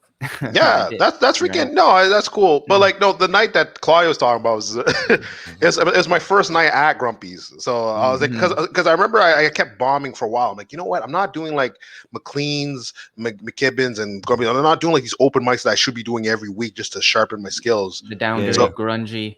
Yeah, grungy freaking. Mics. So I was like, and those ones actually helped me. Like I find that now, like I did my other set at Bad Boys and Sid, and then I'm like, oh fuck, I bombed. Or I'm like, you know what? When I did those sets there, I was like, I didn't care if I bombed. So now I'm like, okay, now I realize, oh fuck, I'm almost like reverting back to like when I started. Yeah, but when like, you actually cared. When I actually cared, I was like, nah, fuck that shit. You know, I bombed. Whatever. It's the next set. But like I remember that night at Grumpy's, like Jason's like, okay, yeah, you got Jason Sellig's like, yeah, you got 5 minutes, and then then I go up, and then these a bunch of these like Inuits from what's that place north? The worst. Yeah, like the north. I'm sure the worst. Well, they get really drunk. Yeah, and they turn into actual assholes. But they're really nice people until they get drunk, and then they're assholes. Yeah, no, they're nice. They're nice the whole time. I didn't even care. But they're from the north-south territory, like, whatever. So they came down, and then all of a sudden the guy's like, "Oh, I got something to say." I'm like, oh, "Okay, all right." So I just kind of put the mic out like near him, and he just took the mic. He's like, "Yeah," and he starts explaining to everybody how he kills seals and skins them, and I'm like, "Oh my god, I think I know that guy. I met him in Dorval once." Oh yeah, I swear. And he was talking about how he like kills the seals and how he hunts and stuff, and how like he goes on the Sea-Doo or the Ski-Doo or something. And I don't know. I don't know exactly. I feel like I met that guy because I met him in Dorval once. He was at like McAllister's or whatever they call it. Yo, dude, this guy. Yeah, I've never been there. I've never been to that. No, I've never been to that spot. All you can drink for $20. What? Oh, they had that. All you can drink for $20 back in the day. I would fucking went there. Oh, if I knew that shit, what? I would be there. What? Yeah. No, but like, no, this guy, like, he just went on, and then they gave it back to me. I think it was like 3 minutes in, so I'm like, okay, I got 2 minutes left. All right, fine. And I just started doing the Dragon Ball joke, so I was like, okay, let me just like try to tweak out the Dragon Ball joke. So I was like, hey, does anybody know anime? And then this girl's like, I know anime. Let me tell you an anime joke. And then she takes the mic, and I'm like, what the fuck is going on? What? This is Grumpy's, ladies and gentlemen, Grumpy's. The mic from the comedian. I'm gonna tell you a joke. Move the fuck aside. Oh my god. Hold my cocaine. Hold my cocaine for a while. I'm gonna tell a couple of jokes. I'm looking at Jason's cell. Jason's like, I don't know. It's your time. I don't know. I was like, well, I waited all night just to fucking someone take my fucking mic. I was like, dude, that's honestly like rule number one. Don't ever give your mic away to the comedian. Rule number one of the comedian's handbook. Don't give the mic to anyone. Like, even if they're like, hey, I have something to like, no, please let me finish. Stop. And then you can then talk to the guy to get a spot. But it was fun. It was a fun experience. I was like, okay, you know what? I don't know what happened. That was my first experience at Grumpy's. But after, because it's funny because everyone kept saying like, oh man, Grumpy's, man, we go to Grumpy's, man, it's over. Like they're gonna roast you to shits. Like you won't even want to do comedy anymore. And I'm like, I did it. I'm like, okay, like it was never that bad at any time. Like what the like. It was weird, but it wasn't bad. So I was like, okay. One of the funniest sets I ever saw, sorry to interrupt, but one of the funniest sets I ever saw was Cara Parham, who did a set at Grumpy's. I think it may have been the only time she did it. And she was just, I don't even remember what she was saying, but she was saying like how, like she's seeing what everyone says about Grumpy. She's like, my tummy hurts actually. She's like, I'm getting like my tummy, like I'm getting like, you know what I mean? Like an upset stomach from like the energy at Grumpy. She was like, I feel like no one's listening to me. And she was actually doing really funny jokes. But she was like, my dad, like, I actually get what they say now. Like, my tummy hurts. Like, and it's like, well, that's my time. Like, bye. That is classic. Oh, see, for me, when I went to Grumpy's a few years ago with two comedians, right? And then we're so confident, like, yeah, we're gonna get their attention. We do our set one after the other. We didn't do great because no one listened to us. I got upset and like, man, you know what? You know what? Yeah, it was bad, but hey, you know what? two of my friends got off stage, and they're like, "Oh man, no one listened to me. I don't want to." Hey, who was your friends? Oh, it was AC Valiente and Andrew. And then, and then Andrew gets off. Wow. I And then- didn't know that it would be that easy. And then Andrew, Andrew, I remember you told me, but I didn't know he was teared up. Oh. I don't know what. I'm sure he wasn't teared up. It's just he was Claudio pissed. adding a He was little, like, no, he was little pissed. dramatic You know, flair. like but the mushroom in the anime, Yeah. like But AC Valiente, he gets off, goes, man, no one listens to me. It was a fucking horrible night. I didn't get. I'm like, bro, it's Grumpy's. What do you expect? He goes, Yeah. no, man, these people are fucking idiots. I'm like, it's Grumpy's. Yeah, what do you it's expect? Grumpy's. And then Yeah. Andrew and I, You know. a week later, I think it was a week later or something. We tackled that place again. The same thing happens. We're like, oh man, fuck. Every Yeah. time. But Like, here's the yeah. thing, though. When I went on stage on Grumpy's, I had people's attention for 1 fucking minute. The moment I said, everyone loses attention, I'm like, fuck, Oh, of man. course. Yeah. Is a curse. Yeah, exactly. Yeah. It actually means go back to what you were doing. That's why you can't say in No, this it means business. it means lick your own ass. That's what Lick your own Yeah. I also means go fuck yourself. You know? Go Yeah. fuck his. No, actually, no. I even though Grumpy's wasn't as bad to me, but McKibben's was like a hit or miss, which I love that place because like Yeah. there's times where you're like, Yeah, I'll tell a joke McKibben's and was people are good. like It they're like, is. oh, they're kind of listening. You're like, yeah, that's pretty good. Yeah. And then sometimes you just tell jokes and you just keep eating and you're like, you're not even listening. Oh, Like, I forgot. Yeah, because you I can at forgot- least have the area, like the 2-3 tables in front of Yeah. like the stage Yeah. will usually have you, and then some of the bar, and then Yeah. oftentimes there's just conversations and other shit going on at the. Yeah. I forgot Yeah. who it was at McLean's, right? So just as you described it, some comic, I forgot who it was. This goes up to him. People sitting in front of us goes, hey, you, hey, I have a joke. I have a really good joke. Hey, he says the joke. No one in the audience that were there laughed, and he just went back to talking. I'm like, fuck. Mm. Shit. Oh, Oh man, man, no, I remember. Yeah, I remember the time where like I said this. I think it was like it was a really bad joke. It was like I was like someone shitting on the wall, and it was like Monet, and they had to like decipher. Like it was like a murder case thing or something. They had something like I don't know what the It fuck was like I an was saying. elaborate story. Yeah.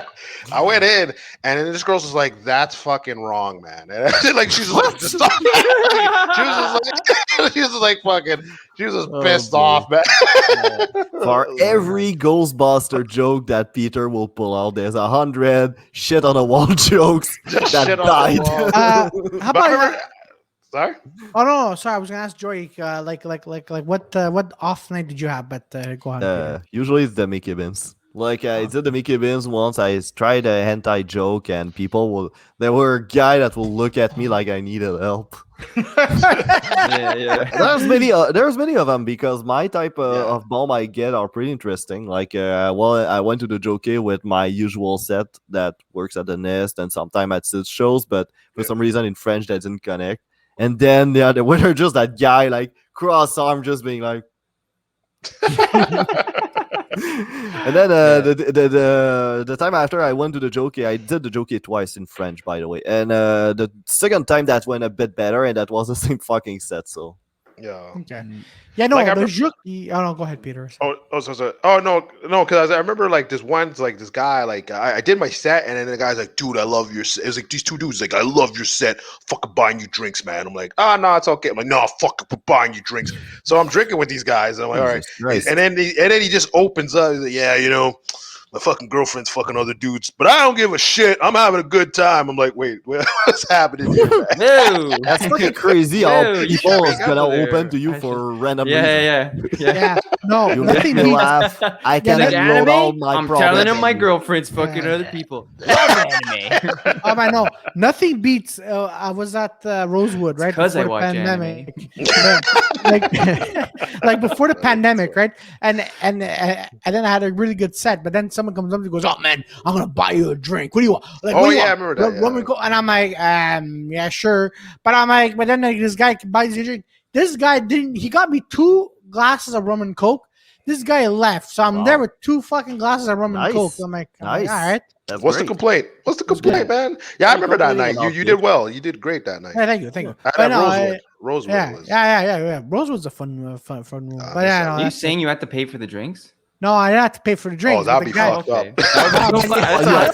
Then you were there. You were like, sir, and then the bartender's like, yeah, well, who's gonna pay for these drinks now? And you're like, like what? That's the only time somebody pay me a drink. The only time somebody paid me a drink that was at the Comedy Nest, basically, because before I start doing comedy, I've been going to the Comedy Nest the newbie Tuesday for at least 2 months, every fucking Tuesday. So the waitress over there start knowing me. And then I'm like, yeah, I'd like to try it out. And then I went to Cornwall to do it the first time until I had to do my set at the Comedy Nest. And that went well. And she bought me a shooter of vodka. Nice. Good. That's good. That's what we're in this for. Free drinks. Then we free drinks and chicken wings. That's all I'm in it. Oh yeah, for Kevin Hart. Didn't Kevin Hart have a comedy set and then someone paid him with a bucket of chicken wings? No, that was a couple of it wasn't him. It was some guy talking about it was on Joe Rogan. I forget the comedian's name, but I think Kevin Hart used to live with this guy. He's like, yeah, I used to live on my couch. So he was saying like, it's trippy because this guy's like, you remember when Kevin Hart had no money, sleeping on his couch, and now he's like, yeah, come over, and he's like in the freaking penthouse suite, and he's like, yeah, I buy an Xbox wherever I go, and it's like, what the fuck, like, Jesus and Christ. he has like crabs. How many bucks is that? So it's like, what the fuck? What the fucking Xboxes? Yeah, and then that guy was saying like, I think he did a show. And it was like pretty much he's like, dude, I think the guy's a pimp or something. Like, I don't know. The fucking owner of that fucking place is buy an Xbox wherever I go. Yeah. So he's like in a limo with the guy, and then he's all like, yeah, man. He gives him chicken wings. He's like, oh, okay, I guess it's my payment. Like, I don't like, but you hear a lot of stories like that though. Like just like food and some mics I did. Like some mics I did is like, yeah, just like, nah, look, I'm like Katamari. Oh, fuck that shit. Yeah, man. Is any of you did the one of Reese show? Reese? Reese. No. The Wii show? You did that. I would just go to them. I did it to a bunch. It's pretty cool because they basically they would give me edibles. Nice. That was the best payment ever. Oh shit, Shane. So like, what shows have you done? Like, or what's your favorite show you've done? Probably honestly the Nest. The Nest, and Sid shows are great. I don't know, McLean. I wanted to talk about I haven't done that many. The best probably set I've ever had was, I don't know, probably at the Nest. It's always like a great room with a great atmosphere, and the audience is always pumped and ready for comedy. It's not like, because it's just a pure comedy venue. The audience is always like, laughter and comedy. When you would go to McLean's or McKibben's, it's like obviously they didn't know that. They didn't know a comedy show. Half the time, they didn't even know there was a comedy show. Exactly. So they're just like, we're chilling with our friends. There's going to be a game, or there's sports is going to be on. And at McLean's, half the time, it would be canceled if there was a sports event on the same night, because they can't. You can't just block off the whole floor, and all. That's all that business that they can't. They need to use the TVs and stuff for the sports. But for me, it's the Nest. I kind of wanted to talk about the worst comedy travesty. Oh, we're gonna go there. Not my travesty. It was someone else's that I saw, where I was there, and I felt really bad for the guy. It was at McLean's actually. Yeah. And I'll. Do you want me to go first? I'll go first. Yeah, go first. Please go ahead, man. Go ahead. Oh, I got one. Yeah, let's go. Because it was at McLean's, and it was really great comedian, actually, really funny and doing funny material. Sean Stenhouse. And he did his set. And it's a funny joke, but it's just somewhat risque material. But because most audiences will understand that it's, I guess, I don't know, what do you call it, satirical or something like that, where he's joking, and the girl, there was a girl who had gone up.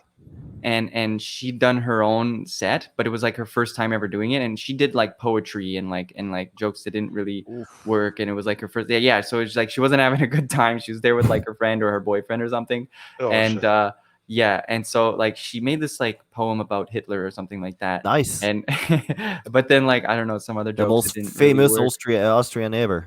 Exactly. Yeah. And so then Sean goes up like I don't know, a few people later, and I don't know, I forget even the joke, but it was in a context like we knew that he wasn't being like racist or anything, because his joke wasn't even framed in that way, but she was like, that's like horrible, you're a terrible person. She was like screaming. She was like screaming, like people had to like hold her back. And then literally like I have to be like, no, miss, it's like a comedy show, like please, like calm down, like he's actually purely joking, he didn't have any bad intentions with what he was saying. And you know, most audiences would know that, but she like didn't at all. But I guess because she had a few to drink, having a bad time from her set, then she's just like screaming. And then later I saw her to do that, going to yell on another comedian when you suck. Yeah, exactly. Yeah. You suck. You can't do that. You can't say that. And then like fucking set. Like 3 comedians came to like hold, like sit her down, hold her back, and be like please, miss, like he's actually joking, like it's fine. And then like I think he like half continued his set and then like went down, and he was like, oh shit, like right after. Yeah, and, he's like, I gotta get out of here. I was like, whoa, I've never seen that. I was like, yeah, because I don't know Sean that much, but I met him a couple of times, and it doesn't come across to me like a guy that likes confrontation. So even a woman yelling at him during his set, that must have like put him off so bad. You should just put it. He was trying to be like, I think when he was doing, he was like, no, it's a joke. It's a joke. Like, everybody has a way to deal with that thing, because I would have yelled at her to shut the fuck up or make me a sandwich or something. But you know, you should have made like a friggin' like he's trying to put the mic back on, but he's doing like a high Hitler thing. He just walks off. Mic. No, but then I saw her like downstairs later, and I tried to like console her a bit. She's there with her boyfriend, and she was like crying, just like for a long time after, just crying. Yeah, she was like devastated. No, that's like devastated. That's normal. She's like, I'm never doing comedy again, and it's really hard. That's normal. I have one. Yeah. Cool. All right. So, before you start, Claudio, can you tell us the name of that comedian that was yelling? Yeah, Shaine. We want names. Oh, Shaine. No. Shaine's getting yelled at. Yeah. Sean Styles was the guy. Yeah. He wasn't getting yelled at. Shaine wasn't getting yelled at. It was, but the girl's crying to the boyfriend. Yeah. The girl was yelling. The girl was yelling at like Sean Stenhouse. Yeah. I know. What her name? No, he wants to know. What the girl's I don't know what her name. I don't know what her name. For fuck's sake! She never even did comedy. She did a little bit of improv, but like I don't know. She might. I don't know. Oh my god! It's coming to me. That's the girl I was gonna talk about. Should we actually name names? No. Oh, yeah. Sure. That's all on you. That's all on you. I don't mind. There's like 2 people watching. Doesn't matter. Okay, you're right. All right, Claudio, go on. Okay, so this is at the Comedy Works before it burned down. All right, this was like 2 months before. Yeah. So, was it Trainwreck? I'm fucking down. No, it wasn't Trainwreck. I think it was this girl. By the way, Shaine, this girl, does she have like a Quebecois accent? No, I don't think so. Okay, so I went on before this girl, and she had a pure Quebecois accent, and she was not funny. The only thing I remember from her is her saying, well, then, last week I went to go see ABBA and preach, and these are 2 N-words. Oh, did she say N-words or she said the N-word? No, she said the N-word. She said the N-word. That's fucking hilarious. And then everyone's like, and I'm like, go on. Yeah, and I'm like, oh fuck, Joey loves this. He's like, yes, I'm going, and then I'm like, oh fuck, I'm going after her. But then she goes, they are 2 really tall N-words, and they're not really funny, but I don't know why. And then I'm like, no one's laughing. And then Sid's looking at me, and Sid's like, tabarnak. So bro, don't be like her. And I'm like, oh shit. And then I forgot who was hosting. I think it was Chris Dolger. I'm not sure who was hosting that night. I just want to say, Chris gets on stage, goes, that was very educational. No, Joey. That was all right. So, folks, and then I go up, and it takes me 2-3 minutes to get everyone into it. But I was sweating. I'm like in my head, I'm like, oh fuck. But the girl, she was just, I swear to God, no joke. She was sitting at on the corner of my eye. She was looking at me on stage, like stirring her drink like this, like a witch, like a witch. Bubble. But then after that, like 2 minutes later, I'll admit I got I got pity laughs because people saw I was nervous and like that. So then after that, the whole show ended. Everyone's saying, "Oh, good job to each other." the girl that said that ABBA and preachers look at her and they're like, "Mom, ABBA," and he's like, to her, and then she just walks out with her boyfriend. And That's what I thought you meant, like the band. I was like, wait, I know a band named ABBA. No, I remember. There's those comedians. Oh, she's calling out other comedians that weren't funny. That's terrible. That's a great idea when you're bombing mid-set. You decide, okay, I'm gonna talk trash about more successful comedian. Maybe I'll get sympathy. Not even that emphasis on the N-word. I'm like, fucking Christ. But not even that. They host the fucking Comedy Works. So it's like, why would you roast the host of the Comedy Works and it's not fun? It's like, holy come on, man.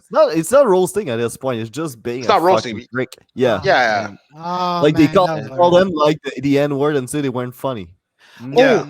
Oh, and another one. You unfunny. Yeah, and then there's another one. It was that Topaz. It was that biology. Everyone girl. bombs at Topaz, man. Like, No. What was that biology girl's name? Shaine. The biology girl. She had like long hair, glasses. She had kind of white hair. White hair? Fuck. Her name. Shit! I forgot about her. The old that girl. That girl.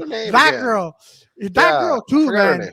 That girl too. Like Andrew Cardazzi was telling me like he saw this girl. Saying again, this is like a casual sentence.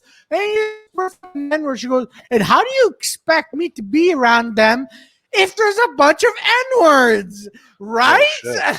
Right? Oh my God. I'm supposed to agree with you. I'm supposed to agree with you now. She said right. And then Andrew and I are looking at it. Each other into agreeing with her. Yeah, Andrew and I are looking at each other. You're at the wrong bar. We're like Andrew and I were like, no, this cannot be fucking real. Honestly, that girl need us. No, but that girl need a spot at the Bad Boys Duty. Exactly. I'm fucking pissed to see that. Maybe at a Black Panther rally. Oh man, what's her name? I'm forgetting her name. I forgot her name, but she gave off like Gilf vibes. She gave off her, yes. Yeah, grandmother I would like to fuck. Yeah, like she gave off those vibes. Like she was very that old. She was pretty old. Oh yeah. Oh, that explained the N-word. Yeah, that made sense. Yeah, jokes. No, I remember at when Troy Stark did his open mic on Saturdays at it was like a place next to the sports station. I think we drank there, Joey. Yeah, it was a good place next. The really weak cocktails they were making, but cheap. I know what you're talking about. A lot of cheap drinks, though. Yeah, it was a good place. Oh man, that place was a good place. I drank like 10 Bloody Caesar. I wasn't tipsy at all, so I'm sure they made me drink like just Caesar. Yeah, there you go. Those fucking assholes. But I remember sorry, they weren't Bloody Caesars. They were like staunched Caesars or something. I don't know. Like you have to make a joke with that. Like cut Caesars, like bandaged Caesars. I don't know. Yeah. Like Caesar that got stabbed is stabbed Caesar. No, I should. I'll figure it out. I don't know. Me neither. I failed on that one too. But I remember like so we're doing the sets and stuff, and then like I'll mention the comedian off stage, but like off air. But like I remember so the person goes up and he's kind of bombing. Like he's not like I've seen him do well, but that night he was kind of bombing. Well, you can tell you feel nervous for some reason. And then at one point, Troy was trying to look at something on his phone, and then he dropped his phone, and because he's giving the light, so he dropped his phone, and then the light went on, but the guy only went on for like 2 minutes. So then he got the light. He's like, oh, I gotta go. I'm like, no. That's good. I was like, oh no, man, that was so funny. That was so funny. Take away all your confidence. I'm so bad they gave me the light after 2. And then Troy's like, no. Troy's like, going. But some comedians are like, guys, I was so good after 2 minutes. They gave me the light. That's so good at him. Nah, man, you're not good. Maybe, not how it works. I know. Maybe it's because you suck. I don't know. Give you extra time. Yeah. Like, okay. We'll tell you off before, right? Yeah. Like, Troy, they won't let you go 7 minutes when they tell you have 5 minutes. Yeah. Oh well, there's some guys that would do that. Where is Oh, I can tell you. Well, I mean, it depends. Well, we all know this guy, but I don't know if I want to say it on air. But like, there's a dude that came to the Dirty Far open mic. Your boy Paul there. Your boy Paul. Paul Silverman. Oh, there you go. See, you can say the full name. But anyway, so freaking he goes on, and I guess he's known for not like if you give him respecting the light. his time. Yeah, like you give him the light, you wouldn't. So then we see it. We're like Joey's giving him the light, and he just keeps going, and he's like, for 2 more minutes, and Joey's like, no, and he just you get the fuck off. He's like 2 more minutes, and at that point, people were kind of like tired. They're kind of like, okay, like we get it, we got the short puns. So then the waiter comes out, he's all like, oh fuck this guy, he turns off the mic. That's so good. Yeah, that's perfect. Yeah, that's one of. I like our open mic because the waiter are kind of part of the show. It's they're fucking. Oh, he was too. I missed that waiter, true. Vic, or what's his name? Vic, what's his name? Oh, the first one, eh? Yeah, the first one he was jokes. The second one would never have done something like that. No, he would have never done the it. First one, he was fucking amazing. Oh man, Then sorry to cut you off here, but then remember those two M&J? Oh yeah, the two that make you horny. Oh no! Oh man! No fucking Christ, man. So Shaine, I think you were there. And the other one, I don't know. What, the two girl waiters? No, there's multiple waiters. Oh no, I'm sorry. Waitresses. Sorry, waitresses. I meant comedians. Then there were these comedians. French. Don't yell at me. Yeah. But Shaine, were you there? I think you were there our very first open mic when we had these two. No, French, he was there. No, he was there. Which night was that? I think it was either Victoria's night or my night. But anyway, so I think maybe it was Peter hosting. Maybe it was. I think it was like the third but one. But anyway, so there's this French. Wasn't it one of the first times you were hosting, kind of thing? Yeah, it was my first. That was my first night host. I never hosted after that. I just. Really? That was a weird. That was a weird night. You hosted a couple of times, right? Yeah, you hosted once. I hosted once. I think I may have jumped in once. Oh yeah, it's because Joy, when you and I were both late because I finished work late and you were coming from Quebec City. Yeah, I had an open mic. So but I didn't host the whole time. Like that night was the night I hosted the whole time. I was like, okay, it was just weird because I'm trying to track the time, talk to comedians, and then freaking remember the jokes and then remember what people said. I was like, okay, this is different. It's too hard to do that. You have to kind of separate. You have to kind of draw back from talking to comedians, even if you're just on. I find I have to do that because there's a bit like when you're a comedian, it's like really fun, obviously, to talk to comedians. But when you're actually on, you have to be like, okay. You have to like go through your set. I think sometimes, at least if you're not like rehearsing in your own time, you have to like. I have to like not be talking to people because then I'll be off like the game. So But so if you're hosting, you definitely have to like line up your shit and like not really be talking to people. No, I was saying the first night there's this two brother and sister. Okay. Oh, the French people, Julia. Those fuckers. Oh man, they're underage, right? They're underage. I don't know if they're underage, but they're pricks. That's they were pricks, man. Like, they're not pricks. I mean, they've probably been on TV. They were rude pricks.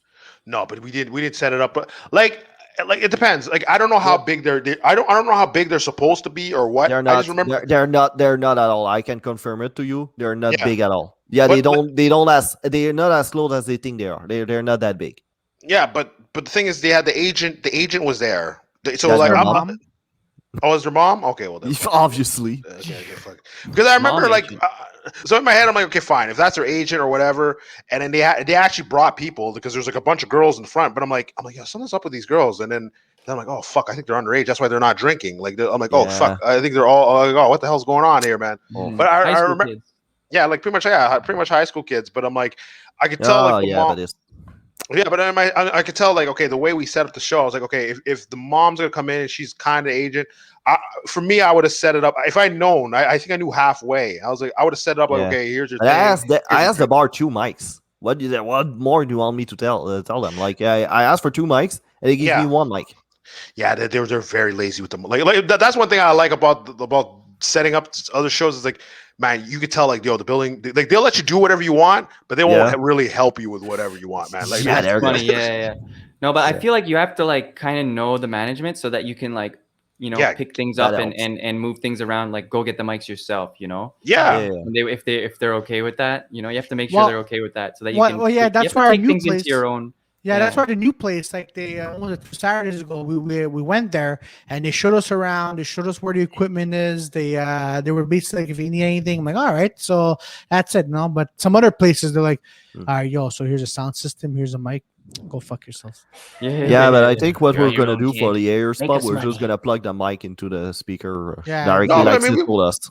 Yeah, but I mean, but we could just check it out, like just like figure it out, like maybe just like go there, check out the sound system, see what it is. We'll go on YouTube and fucking search it up if we have to.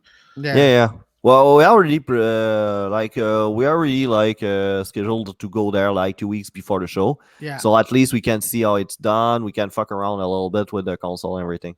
Yeah. Because they're like the girl's like, I think these are mics. I'm like, oh fuck, she has no idea what's happening. No, she doesn't. She's the owner. She's not the sound This is a mic. I don't know. You can go like that. Is it a mic?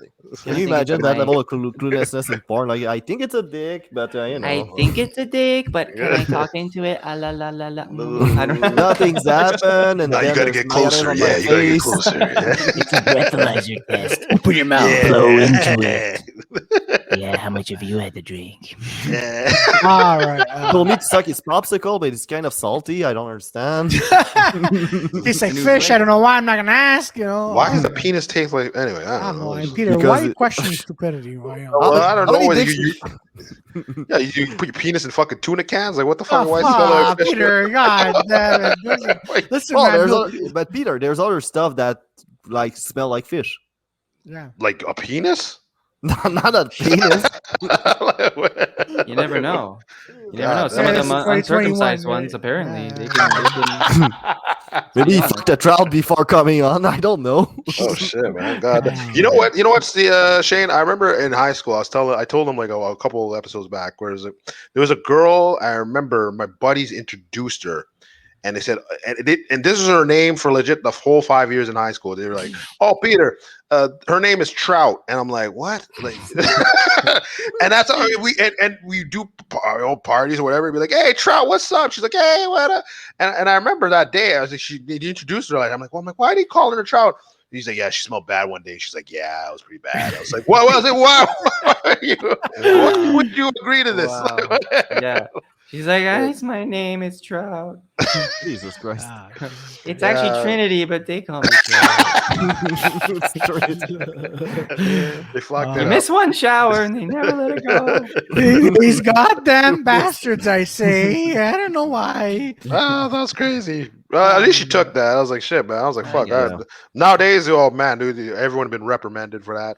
That was a TikTok challenge, though. I saw a TikTok challenge that was like, it was like the tuna fish on your panties challenge, and then this girl's like takes like the tuna fish and she's like, oh shit. She's like, why?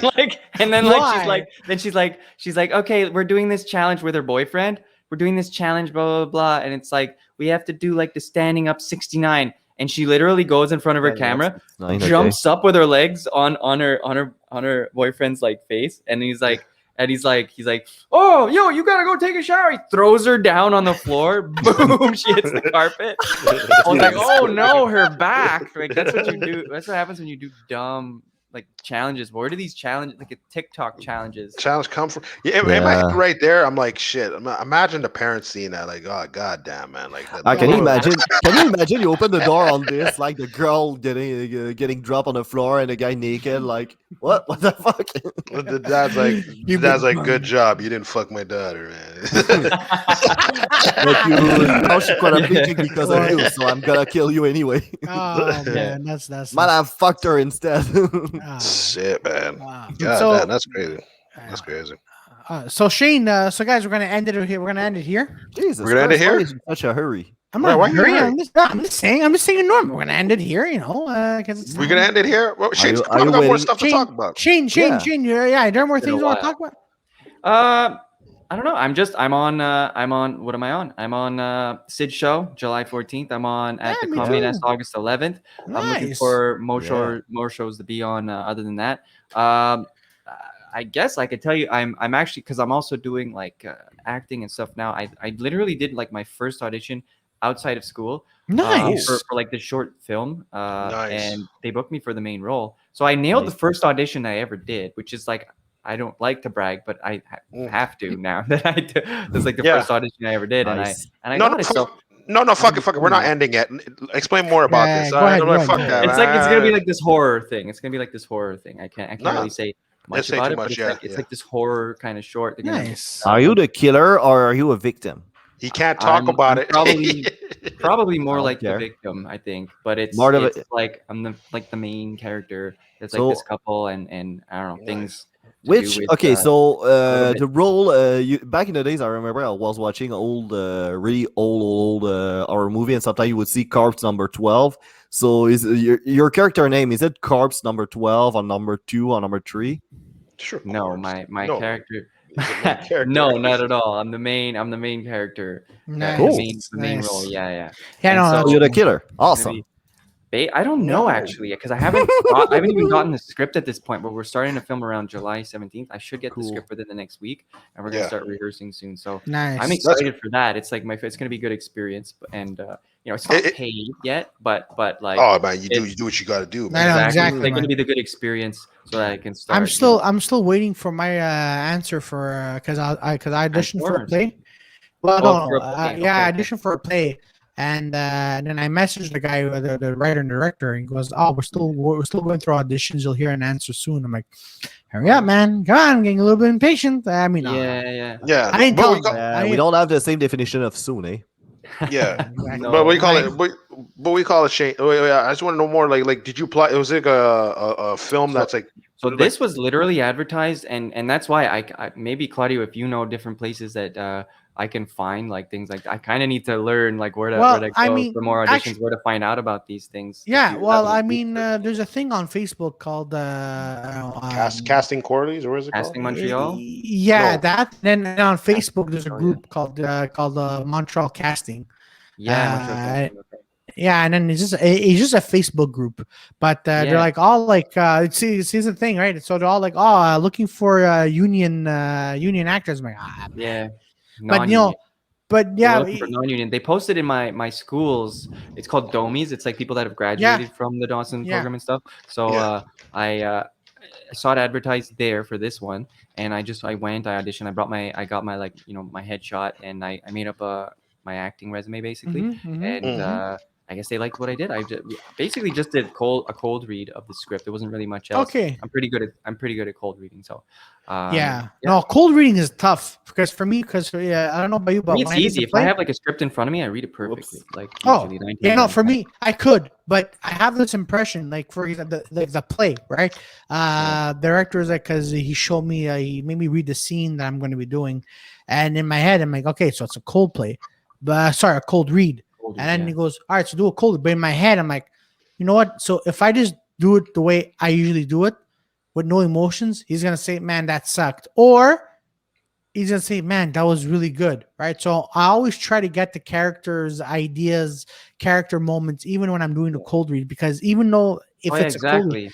I can't. Yeah, it's that's tricky. exactly what it is. It's like improvising, because when you're doing cold reading, you have to kind of get and if you read it twice in a row, you'll probably do it 2 different ways right Yeah. away, like on Yeah. those 2 different tries. So on my first try, we read it twice, and it was just a bit clunky, and then the second time, he spoke a bit about it, and it gave me more of an idea Yeah. of like what's going on, or where we're at, what he's going for, and I kind of read it. I tried to read it like that way. So it's you just have to get the emotions, get it Yeah, down, like as that's if true. as if you're like doing it in real time, and as Yeah. if it's a crazy thing, but it's as if you've done it a million times already. I Yeah. feel like anything in life is like that though, where you have to like in your mind, it has to be as if you did a million times already. Like when you talk to a girl, it's as if you've done it a million times already. Of course I kiss girls, of course I or if you're like you do comedy, you're like no, this isn't my first set, of course I've done a million, come on. Exactly. Like, But and- no, my director, right? He goes, Claudio, you hate your older brother. You want to punch him in the face because he's not helping your second brother. You want to tell him to go fuck himself. I'm like, all right. Okay. He goes, do you hate? All He right. goes, you hate your brother. Okay. All right. So I hate. He goes, That's what I explained. yeah. I'm like, all right. What about anything else? He goes, and you want to kill your brother. Oh shit. Okay, man. This guy. And Jesus then, Christ, like, that like- escalated And quickly. then he fucked your wife twice, and then I told him. I mean, you tell him that I fucking. It's like, well, it's like, wait. is this- Wait. He's explaining Is that your life? to you. Is Is like, your life? Wow. Can you imagine, like, while he's explaining that, he's way into it. It's like, okay, sounds like a personal history. I was scared. Because 9 times out of 10, it kind of is. Yeah, because at one point, like the brother cheats on a wife, and he goes, and then you tell that son of a bitch not to cheat on his fucking wife. You know, I'm like, oh, okay, all right, man, okay, like, gives him a warning. It's like, okay, man, you're really passionate. Jesus, man. But then like when you're reading these plays or scripts, like you could really see the passion of these writers. But I'm like, God damn. I mean, you have to embody that. That's why the writing carries the energy that they wanted. So you have to like really, it's not some, crazy unknown science. It's literally like you read the thing and the things that you feel, you really have to go with that. Because that's what the writer was going for. There's a reason why they use certain words, and there's a reason why, they put the story in a certain way. They want you, you have to follow the natural progression, like do what comes naturally. And it's, you can't go wrong. I feel like when you're doing that. No, you can't. It's like, and then he points the gun at Shaine, and he's really upset at him. Fuck you. But then in cold reads, like he has that face, and you're like, oh, look at it. Can I keep it, Mom? And the director's like, no, you shoot the fucking whoa. Jesus Christ. Oh shit. Okay. Oh fuck. Oh god. So Shaine, like, let's say like a person that didn't do acting school, could you think they could do the same things you're doing without? Yeah, I wish I was doing this before I did acting school. Acting school like almost fucked me up, but it gave me the confidence to start doing this. Yeah. Because I found like, a lot of these people, because they're so young, it was at Sage Up level too. They're just coming out of high school. There's a lot of high school bullshit, right? And for a while I got around it, but then like I really got, when I came back with a new group, it's like man, I can't escape this. Like, sure, I got a lot of people to like me before, but now because other people like me, new people don't like me, and I'm like, what is this nonsense? I won't be facing this if I'm out in the field. Like, I won't be going to auditions, even if it's in person, which it was in person. You're not going to be there with like a room full of 20 people and they're all friends. Like, even if they have 20 people there, I know 9 times out of 10, they're not even going to know each other. And then you're going to be done after 30 minutes max, even if you are doing a group like kind of thing with them. And at that, like, it's not going to be that serious where people are going to have like vested interest in, like, it's not like the Roman Senate like it is in SAGEP in high school. And a lot of schools could be crazy like that. And so, that's why I thought, like, it helped me actually in some way. Obviously, the training was great, and it helped me to learn. It kind of helped me to learn. Like, there's obviously cliques. There's cliques in comedy. There's cliques everywhere. But like there was a lot of. It helped me to learn how to get around that environment, learn that it does exist. Like it, but it's like, don't let that. I didn't let that discourage me. It's definitely not like that in the real world. Like, it's not. I don't know how to say it, but it's not. It's just not like these way people are like in high school, and if they don't change by Sage Up, like, it's not like that in the real world. People are normal. People will give you a chance. People are can be forgiving, but yes, it's serious. But like, they're not as unforgiving as like a 17 or 18-year-old who's like super critical of everything. But like, when you're that critical, you're also critical of yourself. That's usually where it comes from. I was when I was that age, 18 years old. I was like super critical of myself. And but I don't think it's and shit and. Like I agree with you there with the terms of like, but I feel like it's more of like a image thing in like high school. It's like, oh shit, he's the biggest guy. Like so like you got the hierarchies. So then it's like, oh shit, like, okay, this guy's gonna get all the girls. He's gonna, like, you put up this facade. I gotta wear the same shoes as this person. I gotta wear the same clothes as this person. And then when you go to like CJ, like everyone's like, nah, nobody cares, bro. Like, what do you do? Like, 9 times out of 10, it's true. Like, and CJ, but then like for some reason these people were like, not much. Like, that's what it was like when I started in 2018 with a different group who are now graduated, right? But the people that I started with the next year, 2019. Ended up being like really caring and like, that kind of thing. And I don't know, having all sorts of preconceived notions that I don't know if they're over yet or like, but apparently I really rubbed them the wrong way because everything I did and that comes naturally to me just really was the Antichrist to them. So that's fine. I'm going to be going back in January, assuming I don't, I'm actually going to be going back in January, assuming I don't get actor credits. Actress thing.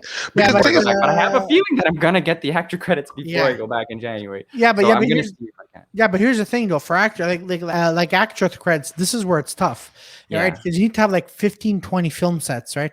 But realistically, if you're on like 2-3 film sets, that's already too much. And we're not talking about 2-3 film sets a month. We're talking about 2-3 film sets a year.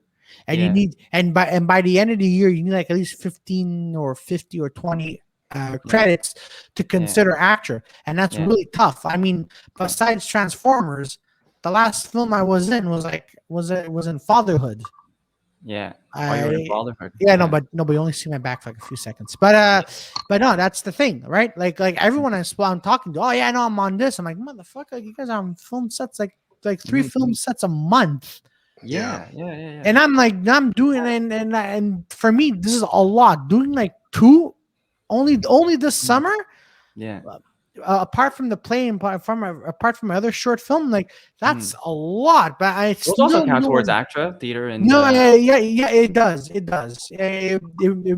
really does. But I'm saying like film like in general, plus you need by 15 of them. I think it's 15. So don't count them on that. But a certain amount of number before the end of 2021. Like, oh motherfucker, I've only been doing 3. So it's tough for fun. That.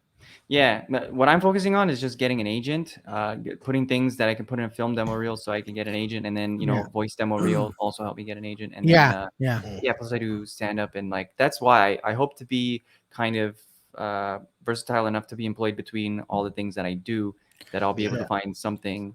Because industries, they're constantly rising and falling, so you have to be versatile enough to be able to like, oh, okay, I'll go over here, or maybe I'll go more into music. If comedy's not doing so well, or go into acting if music's not doing so well, kind of thing. And because I remember. Sorry, I just want to say Netflix is really picking up. Yeah, because they came to Toronto, I guess. So it was like they're trying to look for a Canadian talent. But I noticed that way when I was I was thinking of like, well, actually, no. I remember I applied and I was going to Intertech. I was just about to go in Intertech. I did the forms. I was getting the loans. I was like, okay, everything's gonna be good. It's good. And my buddies are like, oh, don't go. And I was like, oh shit, that's weird, because they paid like $20,000 and like they didn't get like no stage or anything. Like they had to go do it themselves, and then they never really like pressed on, I guess, on it. But like, I remember like first you see people like, oh yeah, get into 3D animation, but then they're like, oh, you have to learn 2D animation. Oh, okay, you know what? You kind of need to like know programming a bit, and you got to fucking know it. It's like, okay, well then it's like, okay, well now you're just they don't want one thing anymore. Like you said, they want everything. Weird. Yeah. So it's like oh fuck, man. They like, so then now like it's funny. You have to do things that like lead into other, like that help each other. That's why like for me, theater helps like my stand up. And stand up also and theater also helps your writing, and stand up also helps your writing. So it's pretty good. And it's the in person kind of like performance thing. So that and then theater also helps and branches into like film acting and things like that, and voice acting. Yeah. And so and it also theater also helps. That's why I'm doing this training. It also helps. Even the voice, like singing and things like that. There's a lot of things in that training. So it's like, it's this versatile kind of thing. So like, whatever it is that you're doing, I feel like you have to be, not that you have to be, but it's better to do things that are related, so if it's something that you're interested in, and then there's things that are related to that, because if you have like 3 things, I mean, it's fine if you have like 3 things in totally different directions. But I feel like there's a way that all the things that I do, even if I'm doing those other things, are still helping the other things that I do, I agree with that. And plus, I just want to add on to what you were saying, and like Pantelis, he was mentioning it, right? During the pandemic, he goes, you in this day and age, you cannot just be a comedian, or cannot just be an actor or podcaster. You're gonna have to branch yourself out. That's why we're all, trying to, we're all podcasting, we're all acting, we're all doing stand up, we're all doing music, because just doing one thing is not enough. So he's totally right. And the more we're doing this, podcasting, it helps us to stand up, it helps us to film or whatever. It's actually working. Like before, like even I did the podcasting, like on stage, I was nervous as shit. Now now that I'm going on stage, I'm like, I have Joey, Peter, Victoria, and then you, and then you, and everyone like helping me because we're doing the podcast or I'm talking to you guys. The motivation, that's what it is, So going back, it's like you gotta do more than one thing. It's slightly impossible, but it could be done. Mm-hmm. No. I mean, no. Like Shaine says, like as long as it's if it's interlinked, if it's all linked together, it makes everything. Absolutely. Even getting an agent, like I don't think I'm like I know I'd get to a skill level, but it's like at a certain point, like let's say to go to American market, I think I'd have to need one because they're almost like the doorman to like just certain guys that could like apparently Jay Leno never had an agent, which is crazy because it's like this guy could landed an NBC deal. He's doing stand multiple shows and in multiple like maybe not like Comedy Store, like he's done the Comedy Store, but he's done like other like he's like a headliner at like certain other comedy clubs in the States. But it's just crazy. I You will deal with bet NBC. I would bet this guy is fucking organized though. So if he can live without having an agent managing his whole thing and everything. Like I know for me, for example, when I get to a certain level, when I'm gonna get flooded by fucking booking stuff, I'm pretty sure I'll get somebody to help me out with that. But aside of that, I don't see the point of having an agent. Well, here's the thing, okay, about having an agent is that a lot of even in like the actors at least were saying and voice actors, my voice acting teacher was saying, you like having an agent doesn't mean like you have an agent and you sit back and you let them half the time the agent doesn't even have jobs, so it can be pretty quiet. You have to be proactive and find the jobs yourself. So I actually understand Jay Leno not having an agent, and it makes sense in a lot of ways because like he probably knew all the people anyway, right? Half the time agents are going to get you into places that you won't be able to get into yourself. But if you network and you're really good at that, and I'm building my skills in that, I'm trying to get more and more contacts with people so that I can get onto more and more shows and find different opportunities. So the thing is, having an agent isn't actually the end all be all. Having an agent, they're not going to get you all your jobs, but it's in their best interest to do that because they make a percentage, they make peace, 10 to 15%. But if you already pay them and they don't give you a job anyway, like some agencies does, like they have no fucking incentive. So it's like you're dumping money in the fucking dumpster fire, and you're doing all the work anyway. Yeah, but like sometimes it does free up your space. So like let's say you're like, oh shit, I don't want to network because it's taking time for my writing or whatever it is. It's like, okay, well these guys are gonna like, okay, look in this general area for shows, and then I'll just do the writing, get better, and whatever. So then it's like, okay, I can see the plus side in that, but at the same time, like, you see a lot of people getting screwed over. Yeah, you're not getting people getting screwed over. But with internet, like with a social network, with a group, the Facebook groups and that kind of stuff, like you don't even if don't know anybody in Boston, if you drop by Boston, you can be, hey, I'm gonna be in Boston between that date and that date. Is there? It's not. But like, let's say to get to like. Yeah, but let's say, like Claudio said, it'd be tough. Let's say to get to like the Comedy Store, it's like, okay, I drop down, I do an open mic, but it's like now it's like, oh, you want to talk to certain showrunners to do a special or something like that. It's like, okay, if you know the business, whatever. But if you get like an agent, like, okay, look, we know the contracts, we know we know how to we know how to make sure that you're not getting screwed out of this deal. Type thing because it's in our best interest. Like, listen, can be fucking assholes if you're not wary though. Yeah, but that's it. You have to know the business. You can preach about that. Yeah. Well, that's it. Got fucked by another agent. He never went to the detail, but he kind of hinted toward the fact that he got fucked by an agent. A lot about it. But look at Dave Chappelle. He pretty much for years like people were making money off his show. Yeah, trying to get to push him out of creative control of his own show. Yeah. But like I said, at the same time, it's like it's almost business because it's like like HBO's like, yo, we're putting it out. Why are you like So if you let them take over, it's like, yeah, okay, you could do whatever you want, but it's like, oh shit, if we want to hit more markets, they want more money, obviously. So it's like, of course we're gonna take control or tell you what to do. And then they'll forget like the people already listening to this shit. They don't care because they want to hit the mass market. They want to hit everybody at once. And you notice that with certain comedians where you see like, oh shit, like how come they were more like edgy before? And it's funnier. I won't say funnier, but like there was more a certain then they style. seem But like now hacky eventually because they're trying to like to please everybody. Go like to the main market. And then you're like, they lost their edge and their uniqueness. Sometimes it's like, do that. It's kind of the thing. Like when you try to please everybody, you end up like pissing off everybody. Exactly. Yeah, but you make it. Dude, I actually that's where I ended up with school. That's where I ended up with my school. I was like, I had like a lot of people liked me, and then like I ended up and then the people talking crap about me because like they because they like just didn't like that other people liked me, so then they would like talk shit to people that like liked me, and then like all of a sudden the people that used to like me don't like me anymore. I'm like, what the hell? Like people are sort of fucking about me. kind of warm, and also somebody that try to please everybody and just tells you whatever the fuck they think you want to hear. That you can hear it, you can spot it, and it kind of come across as being fake, and you're like, fuck off, I don't want to do anything with you. Some people are really good at it. But and again, you can make a lot of fucking money just trying to please everybody on the same time. Like, of course, like you're gonna get to the mainstream, and people are gonna be like, "Oh yeah, I like this stuff." But I'm telling you that in my humble opinion, I feel it only works like for a certain time. After that thing fucking wears off, because you can be replaced like that by another guy that did the same fucking. You become a chameleon. You become like a no personality.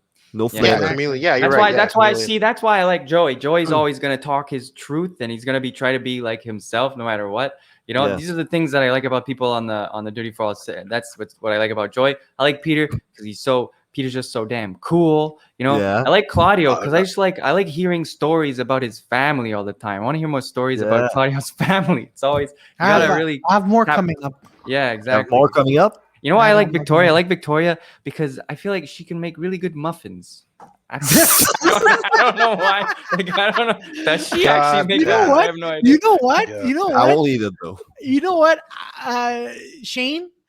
I had a feeling you were gonna say something similar. Like because in my head, I'm like, Victoria, Victoria, she could cook good vegan food. I'm like, oh shit, okay. I'm putting nothing in my mouth if the food I'm eating has not suffered. Oh man, oh man, really? No, I'm kidding. That's the kind of where I just. I don't know with you, man. I eat raw. I saw this cartoon once where they were making fun of like, I don't know, people that like have dietary restrictions, like vegans, I guess. But the lady was like, it was like this crappy like Adult Swim cartoon, and like the new girlfriend of the dad was like. Oh yeah, like look what we're eating. It's like it doesn't affect anything on the food chain. So here, and they're like, "Oh, you poor bastards!" They were like, "This is rocks," and she was like, "Yeah, isn't it good?" That's funny. Like, whoa, weird. Well, you know that some animals use rocks, or like insects use rocks as a home. So how many like insects went homeless just because of your fucking diet? So everything is ruining. Yeah, everything's shooting that out, huh? Yeah. Like, but I mean, I don't destroy nature. Okay, cool. But you do realize that at the place where you have that farm, you used to have a fucking forest. It's not there anymore. Mm-hmm. So you fucked up a whole ecosystem. It's just true. To feed your fat ass. They deforested that area for the farm. That's true. Yeah. Well, that's it. That's why when I think it was like Joe Rogan report, like some guy reporting it saying like how many animals die so that the vegans would be good, like because they can't go to the crops, so you got to kill all the weasels or whatever the fuck's gonna eat that shit. So you're like, well, I should say weasel because weasels I think are more like hunters, but like whatever the fuck eats like the fucking crops or whatever. Yeah, you kill all the insects, moles and shit. Squirrels. It's true. Yeah. We should be eating those crickets. Eat them. Eat that motherfucker. But like at the same time, I'm like, I get the veganism. Like I think if you're just eating veganism just like for health or whatever, it's like fine, do whatever the fuck you want to do. It's already on the agenda though to make people more vegetarian and vegan because because first of all, meat is like the government wants to do that. They want to. I don't know if you heard about that plan to reduce red meat. But it's because we mass produce in North America or probably the whole world. Problem. Mass producing meat is causing like effects on nature and stuff like that. So that's basically the idea is that you're mass producing them and there doesn't need to be that many animals, and that's why the reason they're suffering so much is because like they're overcrowded everywhere they go. They have to kill them in ridiculous like ways, and like the workers are kind of psychos sometimes when they come like they're like the goat's like and then the guy's like like with the like so like you do a pyramid of like that. You do a pyramid of dead goats and then they're like with a cigar. Yeah. Like, oh my god. It's like this is my Saturday night, and he's fucking just killing goats. Can I get overtime pay? Oh man. No, that's So it's like I get that. Like the cattle thing is fucked up, Yeah, it is. At the same time, I'm like, yeah, like hunting. Well, hunting's a bit expensive, but like licensing hunting and just fucking going out and get your own meat or whatever. I'm just like, whatever. If you want to eat, if you want to do the vegan thing, no problem. Yeah. It's just like, but it's weird because like all these laws are getting passed on. Apparently, it was weird because a girl that we knew that she was on up 34. She was posting like other conspiracy stuff, but it was like I know who you're talking about. Yeah. So she girl. Yeah. So Elizabeth Stanton. Okay. This fucking guy. This she puts on as like the thing on C10, which I want to know your thoughts on C10 after. And then C10? Yeah, no, that's a real thing. Yeah, they're suppressing. I don't know. They're suppressing like things that are put on social media. That's what that's about. That's fucking weird. Which is like fucking to me. I'm just like I don't like it because it's like now it's like oh shit. Let's say you come out with like a. Yeah, it's like imagine you like okay, now it's gonna turn everything CBC. You come out with like a story or something like that on TikTok, and everyone loves it, and you're like, and then someone complains, and now you have like a government like a board like watching your shit. Yeah, like I think apparently there's a new one C36 or something is gonna be that's the other one. Yeah, but C10 is the like I don't know which one it is that they're saying that if it offends someone somewhere, then it will be taken down. Yeah, they're pretty much all content. No content is no longer safe. No anything content made in Canada. Exactly. Because like we just not a touched that. Like theory because they literally just passed it. So overnight. Conspiracy. Just by the way, like you should stop using the whole conspiracy theory kind of like moniker or whatever that name because all these things most of them are coming true. Some of them, okay. And another thing is they there's a lot of fucking nonsense in that. Let's be honest. Like they put the flat Earth thing, but they put flat Earth and reptilians to make like the real things that are really close to that information look stupid as fuck. Yeah. Like it's just not in the same ballpark because most of the time the people that are believing the thing right next to that, all of a sudden you're lumping them together. But it's not actually like those people don't believe like those things just because they believe that thing. Like so this is what the mainstream media tries to get it. They try to make us think that way that like, oh, they believe in reptilians because they think that the government is bad. It's like, well, no, but there's plenty of reason to think that the government is bad and like reptilians are not one of them. Yeah, but it's like to say this, like people want to believe the government has their best interest, but it's like when you're passing a bill like this overnight, like at 1 a.m. in the morning, it's like, and it's like you're just pushing your agenda to like shut everybody down, like shut everybody's like free that's what things. He did. So it's like they prevent any debate in the House of Commons, but I talked a little bit with Nikos at my other podcast this afternoon with about the Bill C10 and. Basically, the Senate is is looking like they're gonna send it over to the common again to be reworked because the main complaint they're having it's there's not a lot of studies that make that kind of law necessary because basically what he said is it's like we don't need other amendment to that thing. We need to put a stake through its heart because it doesn't work. No, but it's just dumb. I think it still has to go through like one more thing before it's really like fully in. Or I think we can still overturn it. I think not like it's overturn it. Yeah, they're looking to do that. Yeah, but is it got to say it's like if you're willing to just sneak things in and you knew you were gonna get it because nobody's up. It's like okay, well, like now it almost puts doubt in everybody's mind. Like, okay, well, do they have their best interest or they're just pushing their agendas? Like what they're pushing their agendas. Like they have party discipline. They have all sort of tools that make it. Yeah, the Bill C10 they made everything possible to not have to debate about it in the parliament. Think about it for a moment. Wow. Yeah. Yep. That's something else. Went to the Senate, non-elected room, and they're looking like they're going to tear that thing down, which is perfect. It's actually not a conspiracy theory to know like that Justin Trudeau's actually colluded with the Chinese government. He's literally because he's actually said things like I actually admire the CCP and their authoritarian like for the environmental shit and like in terms of like. He's like broadly just saying like I endorse everything they say and I like that. I wish I could do things like that, Yeah. And then you look at a picture of Castro and then you look at like Justin Trudeau and then you look at like his dad and you're like, that's a bit of a stretch though. It's a bit of a stretch. Like Justin Trudeau really looked like his dad though. Like you put a picture of Trudeau, the two Trudeau, they kind of look the same. Okay, because they're saying his mom used to be really. Go off with all sorts. Yeah, she's kind of an artist. Like, that's what I've heard. Yeah. Like Margaret is kind of an artist, But physically, it really looks like Pierre Elliott Trudeau. But like mentally, the way I've heard about it, he's really like his mom. He has nothing to do with his dad in terms like mentally, philosophically, and the way he think. Yeah. Yeah, that's just like, yeah. Anyway, well, I mean, we'll see, especially with Bill 36, because I thought it was like a prostitution thing. So like when I read it, I think it was like some exploitation and prostitution, like sex trafficking, things like that. It was like, I think it had something to do with that when I saw it, like Bill 36. Okay. Yeah, C-36. Yes. But Act to amend criminal code to Canadian human rights and make a rated amendment to enact another 8 propaganda, 8 crimes, and 8 speech. Okay, yeah. One of these things, eh? Yeah. But look at the things that are considered hate speech now. Yeah. That's fucking crazy. No, but pretty crazy. But just your mundane example for the beginning of the podcast when you talked about the shit you were saying during your acting class and everybody got triggered, right? So basically, if you said that on a podcast and any of those fucking knucklehead was watching any of your stuff, you'd be in the shit.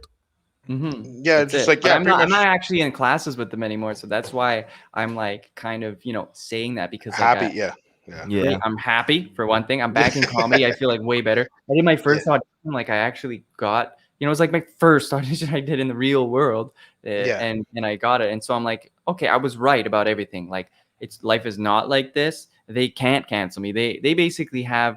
It's not like they have no power, but it's like they're children who don't know anything about life, and they think. They can cancel anyone, and they think they're better than other people because like they're on their high horse saying like, oh no, I was triggered. The other people might be triggered, and like, oh blah blah blah, trigger.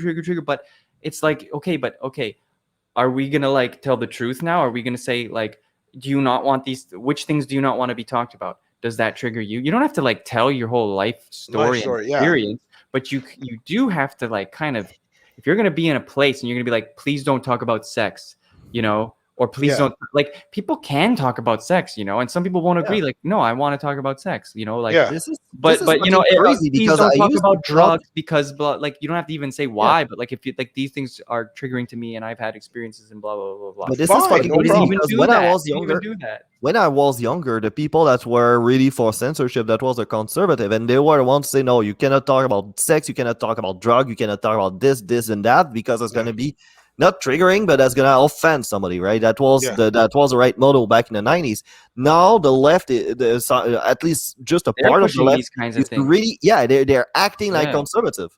Yeah, that's what I don't get. That's actually what's been so crazy. That's why I guess politically speaking, I'm more to the right now because liberal is not what it used to be, and it's kind of weird. It's like they've gone so liberal that they've gone into, you know what I mean, on the spectrum. Yeah, it's the other side. No, they just flipped it. It's weird. Really it's funny. It's like the movement was infiltrated. That's really what I would break it down. Maybe that was that. But Peter, just think about it. Like that actually happened in the United States. How the Republicans started out to be, and how they are. Don't forget that their party, they went to war with the South, right? Yeah, but at the same time, it's like, but you hear like, oh shit, like Trump was saying some wild shit. I'm not condoning nothing that he says, like, because he does some wild shit. But some of the shit he's saying, I'm like, that actually makes sense. Like, I don't like, oh man, we want to keep the money inside. Like, we gotta fix our borders. We gotta fucking all shit that makes sense. That's a real problem with the South border, like with Mexico. Like people are getting in, and it's not always nice, hardworking people.